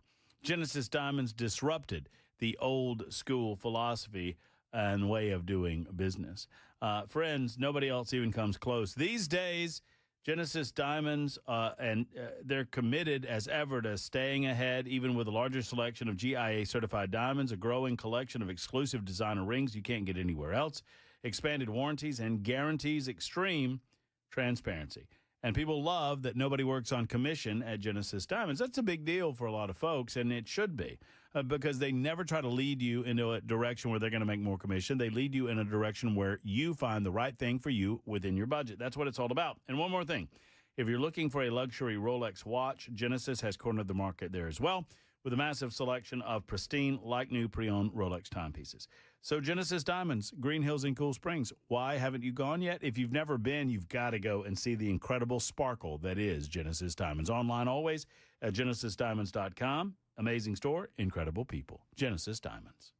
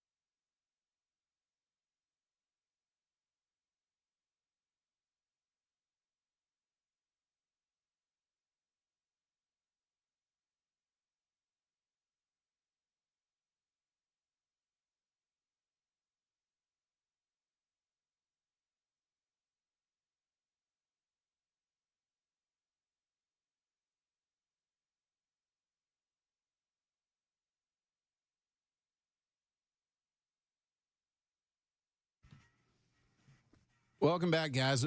Dan, I see you on the line. I'll get to you after the news because I don't want to cut you off and make it short. You know, sometimes we have those breaks and everybody gets upset when we have to cut things off. So I'm going to give you a little more time on the other side. I hear what y'all are saying, and y'all are right about radical groups that want to hurt other people. Okay? And frankly, there have been, I don't think they're theologically sound, but groups claiming the mantle of Christ that have done all kinds of nuts stuff. Like that, there are, in every religion, you're going to find an extreme version that is doing some bad stuff. That, you know, they're trafficking people, they are attacking people, they are convinced that they need to do, and this goes all the way to the weird cults that do like ritual suicides.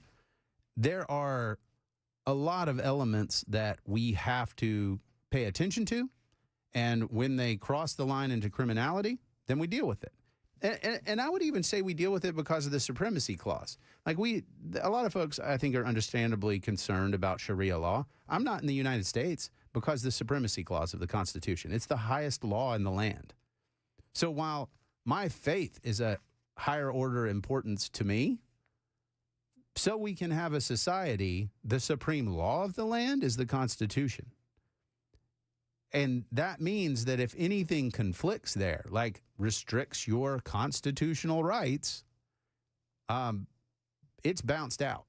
The Constitution trumps. Now, you can voluntarily do that if I want to cover myself and not show my face. If a woman wants to wear a hijab or something like that, okay, you can do that voluntarily. But to force people to do it, the Constitution is the supreme law of the land. And so I hear those concerns. I think they're valid, and we can address them. We also, some of you guys, come on. We also need to make sure that we're paying attention to nuance. And I know that sounds crazy. But in our political environment, we paint with a broad brush intentionally to provoke a reaction. We're talking about Representative Andy Ogles because he said something that was absolutely asinine.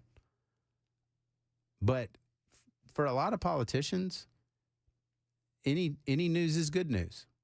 It's coverage, man. People are seeing my name. I'm getting name recognition. And this stuff isn't good. It's just not. That is a antithetical to American society. Like, we do want to have people from all different races, cultures, faiths in the United States. That is a strength. That is not a weakness. It's just not. And again, as a Christian, I'm glad to defend my faith. I'm glad to tell you, hey, here's what I believe. And some of the concerns raised on the Super Talk text line is, well, but what happens when we're not in the majority anymore?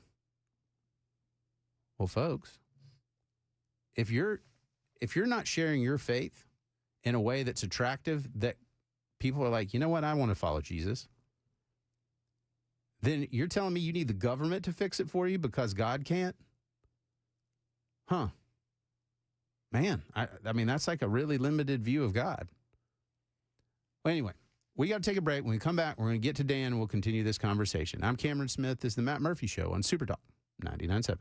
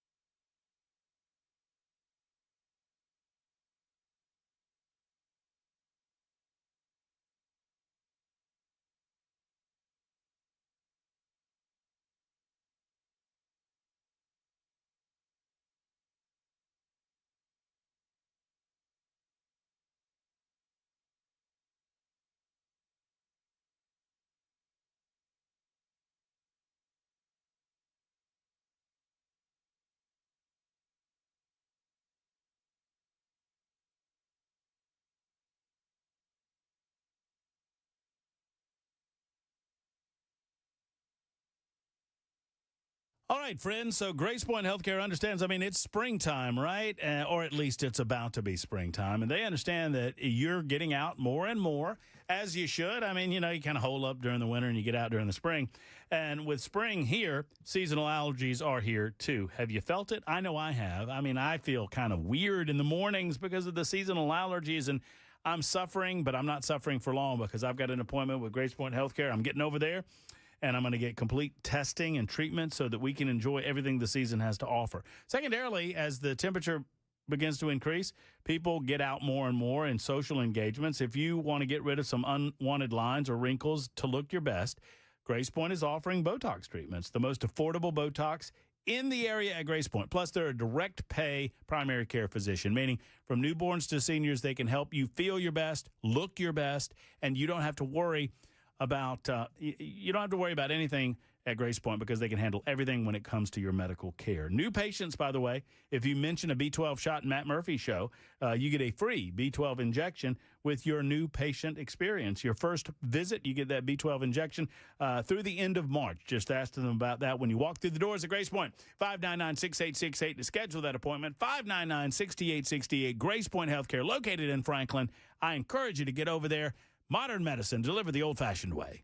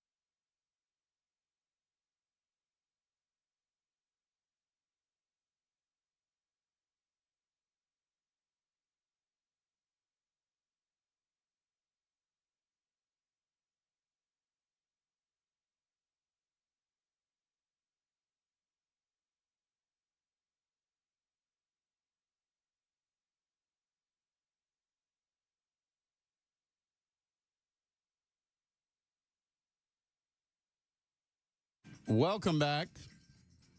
Welcome back to the Matt Murphy Show.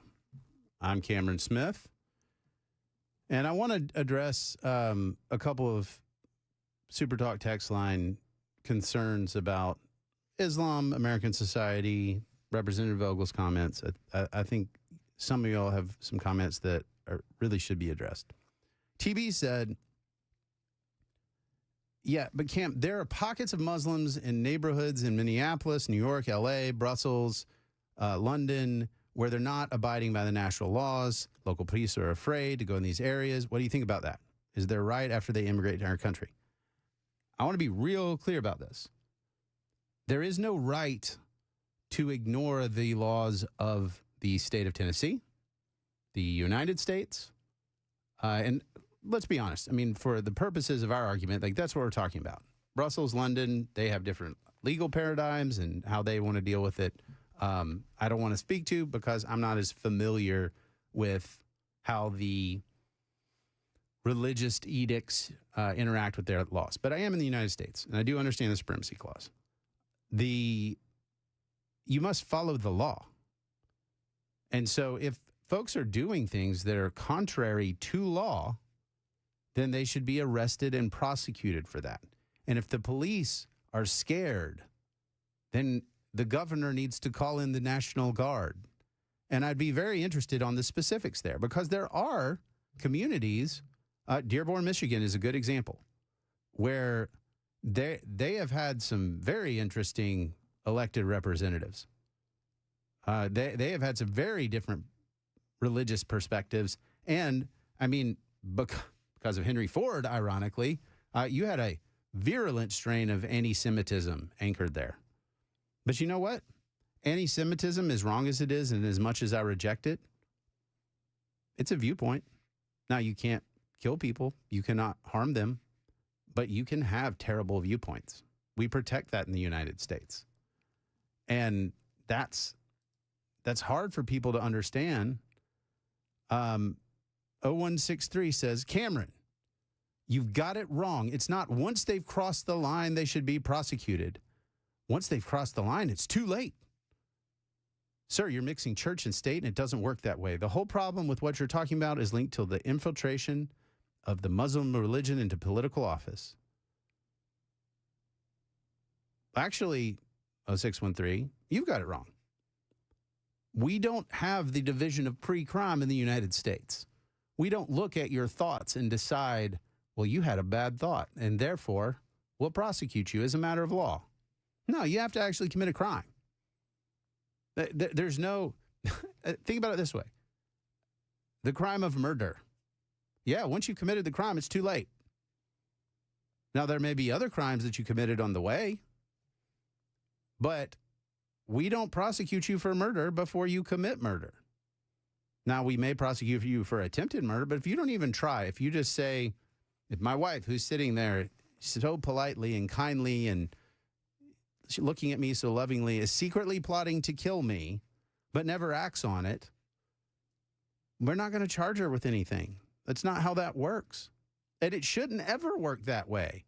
Because when we are sort of deciding people are threats before they're threats, and then we preemptively prosecute them and punish them, we have lost our entire society. And I understand the fear of losing the majority. Like, I get that. There's nothing wrong with that. But my point to folks, particularly Christians, is if you're so concerned about losing the majority, why don't you make the faith that you possess more appealing? Why don't you go and make disciples? Why don't you lay down your life for others? Because the greatest source of atheism in the world today is Christians who confess Jesus with their mouths and deny Jesus with their lifestyle. And that's just a fact. I'm sorry that that's upsetting to a lot of people, but it's going to be real upsetting one day when we get to heaven and a lot of people who said, Lord, Lord, aren't there. And it's because they did not confess with their mouth that Jesus is Lord, did not believe in their heart that God raised him from the dead. And I'm not a pastor, but I know the truth. And so we got to be real careful with this notion of government's going to come and save us. Government will not save you. Look at your politicians. Who among them are you're like, that's the one that I want to bet everything on? Is it Andy Ogles? You want to bet your future on that guy? I don't. He's my congressman. And I think what we've got to get to is the point is either God's who he says he is, and he does not need our defense, or he's not, and we believe a lie. And I don't believe a lie. So this fear-based stuff is not from God. I want to be real clear about that. And it's okay if you have different perspectives. If you think we need to institutionalize faith in government. Our founding fathers disagreed with that sentiment. A lot of really smart people who are very, very conservative disagree with that sentiment precisely because at some point you lose the majority. And then what? If you've protected the system and structures so that, hey, when you're not in the majority, people still can't prosecute you for your faith. They still can't exclude you or limit your liberties. Okay. That's a world I can live with. But whatever we do to people of a different faith than ours now is what can be done to us. So just be real sure it's what you want. TB says if you don't want Muslims in positions of authority, don't elect them. And if you do, do. It's pretty straightforward. But the idea of they don't belong here, that's just bigoted stuff. It just is. We need to be honest about that. What if there was proof someone was planning on bombing a place? Wouldn't they arrest them before they do it? Yeah, that's actually a crime. If you have taken steps, then that's still a crime that people can charge you with. But there's a big difference between I have secured the ingredients to make the bomb, I have reached out to try to purchase it, I have taken a step towards the end result and saying, I really don't like those folks and I wish they were dead. One of those is constitutionally protected. One is potentially a crime that can be prosecuted. I don't know, that sounds annoying, but it's true. And I think that, so this is a good point. 0163 says founding fathers also disagreed with foreign-born individuals serving in public office. Well, yeah, I mean, I think there's something to be said for that. I mean, there's a reason that we have some of the requirements that we do for President of the United States, that you've got to be a natural-born citizen for that office. I think there's a reason that folks, when America was founded, were kind of skeptical about, I don't know, British folks coming in and serving. I mean, don't you think that would be a good reason? 1831 says, bigoted, Islam doesn't want to assimilate, it wants to take over. Okay. I want Christianity to take over too. I want people to know Jesus. So again, proselytizing, talking to folks, sharing your faith is not, it's constitutionally protected. We literally do that. And so that is something that even though I disagree with it, the answer to speech I don't like, and proselytizing, sharing your faith is speech, is more speech. I should go out and tell people, hey, here's what I believe. You know, I try to encourage folks in the foster space, like go take care of somebody who doesn't have somebody looking out for them right now. Why do I do that? Is it just because I'm a good guy? No. Come on, you guys know me. I'm not a good guy. I am somebody that knows what Jesus did for him and believes that I need to do that with my life. And so when you do those kind of things, people notice it. And they say, you know, I want to be more like that. And that is completely legitimate. It is all American. But to just say, no, you don't belong here. Help me, somebody, anybody. How does that advance the gospel? Dan, you've been patient. What you got, real quick? Hey, man. Hey, I just want to say, what's your opinion on how Islam and even like Zionist Judaism, for instance, is antithetical to the Western beliefs, the Christianity belief? Sure. You know, and how that, you know, like Zionists, you know, their belief is they can rape a 3-year-old girl, you know, and it's okay because that's what their Talmud says.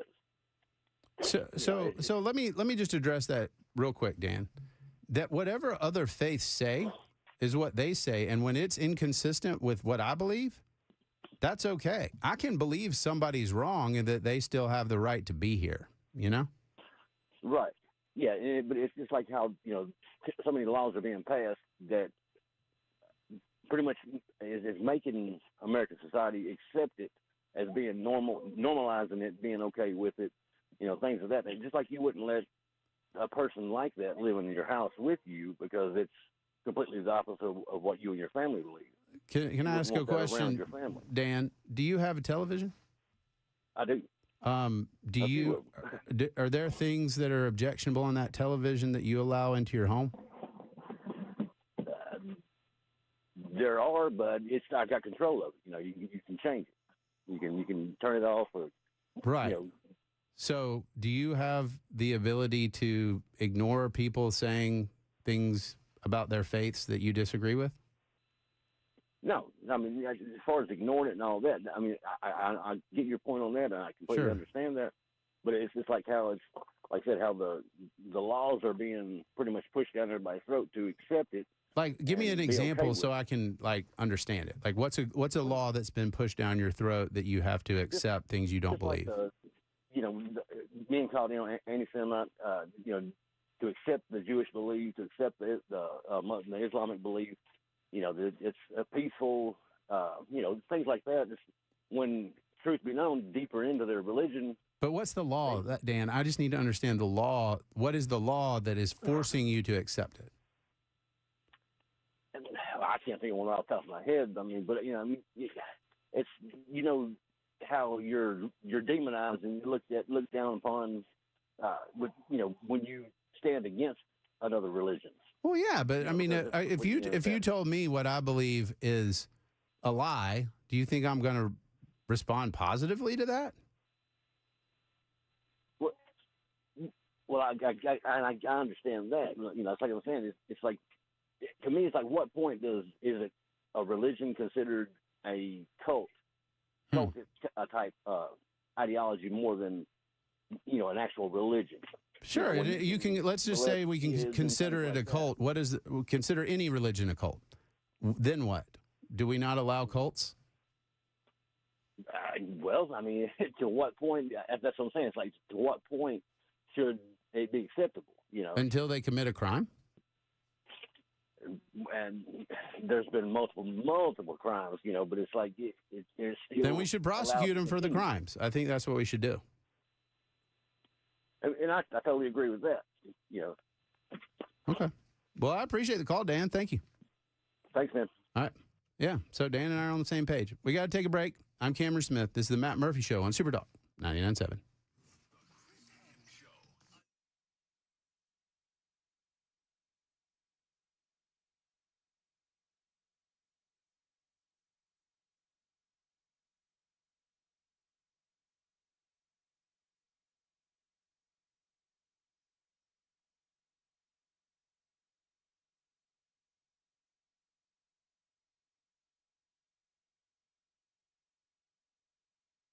Friends, I'm getting over to Contours again. It's been a few months since I first went to Contours LLC. Loved it. Absolutely loved it. It works, friends. I'm telling you.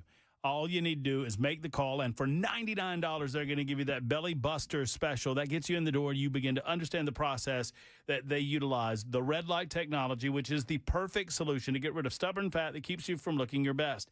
If you're thinking of advancing a little of this before the spring becomes summer and you're wearing the shorts and you're wearing more revealing stuff, or maybe you've got an activity this spring or in the early summer that you're looking forward to, you need to get to Contours LLC and allow them to help you. They've done this for me, and they can do it for you as well. It's safe, it's painless, it's effective, cost-effective. So whether it's your gut, your loved handles, your neck, wherever it might be, they can assist you at Contours LLC. Go to contoursllc.com, contoursllc.com, or make a call that I've made and schedule that appointment today. 615-236-9960, 236-9960.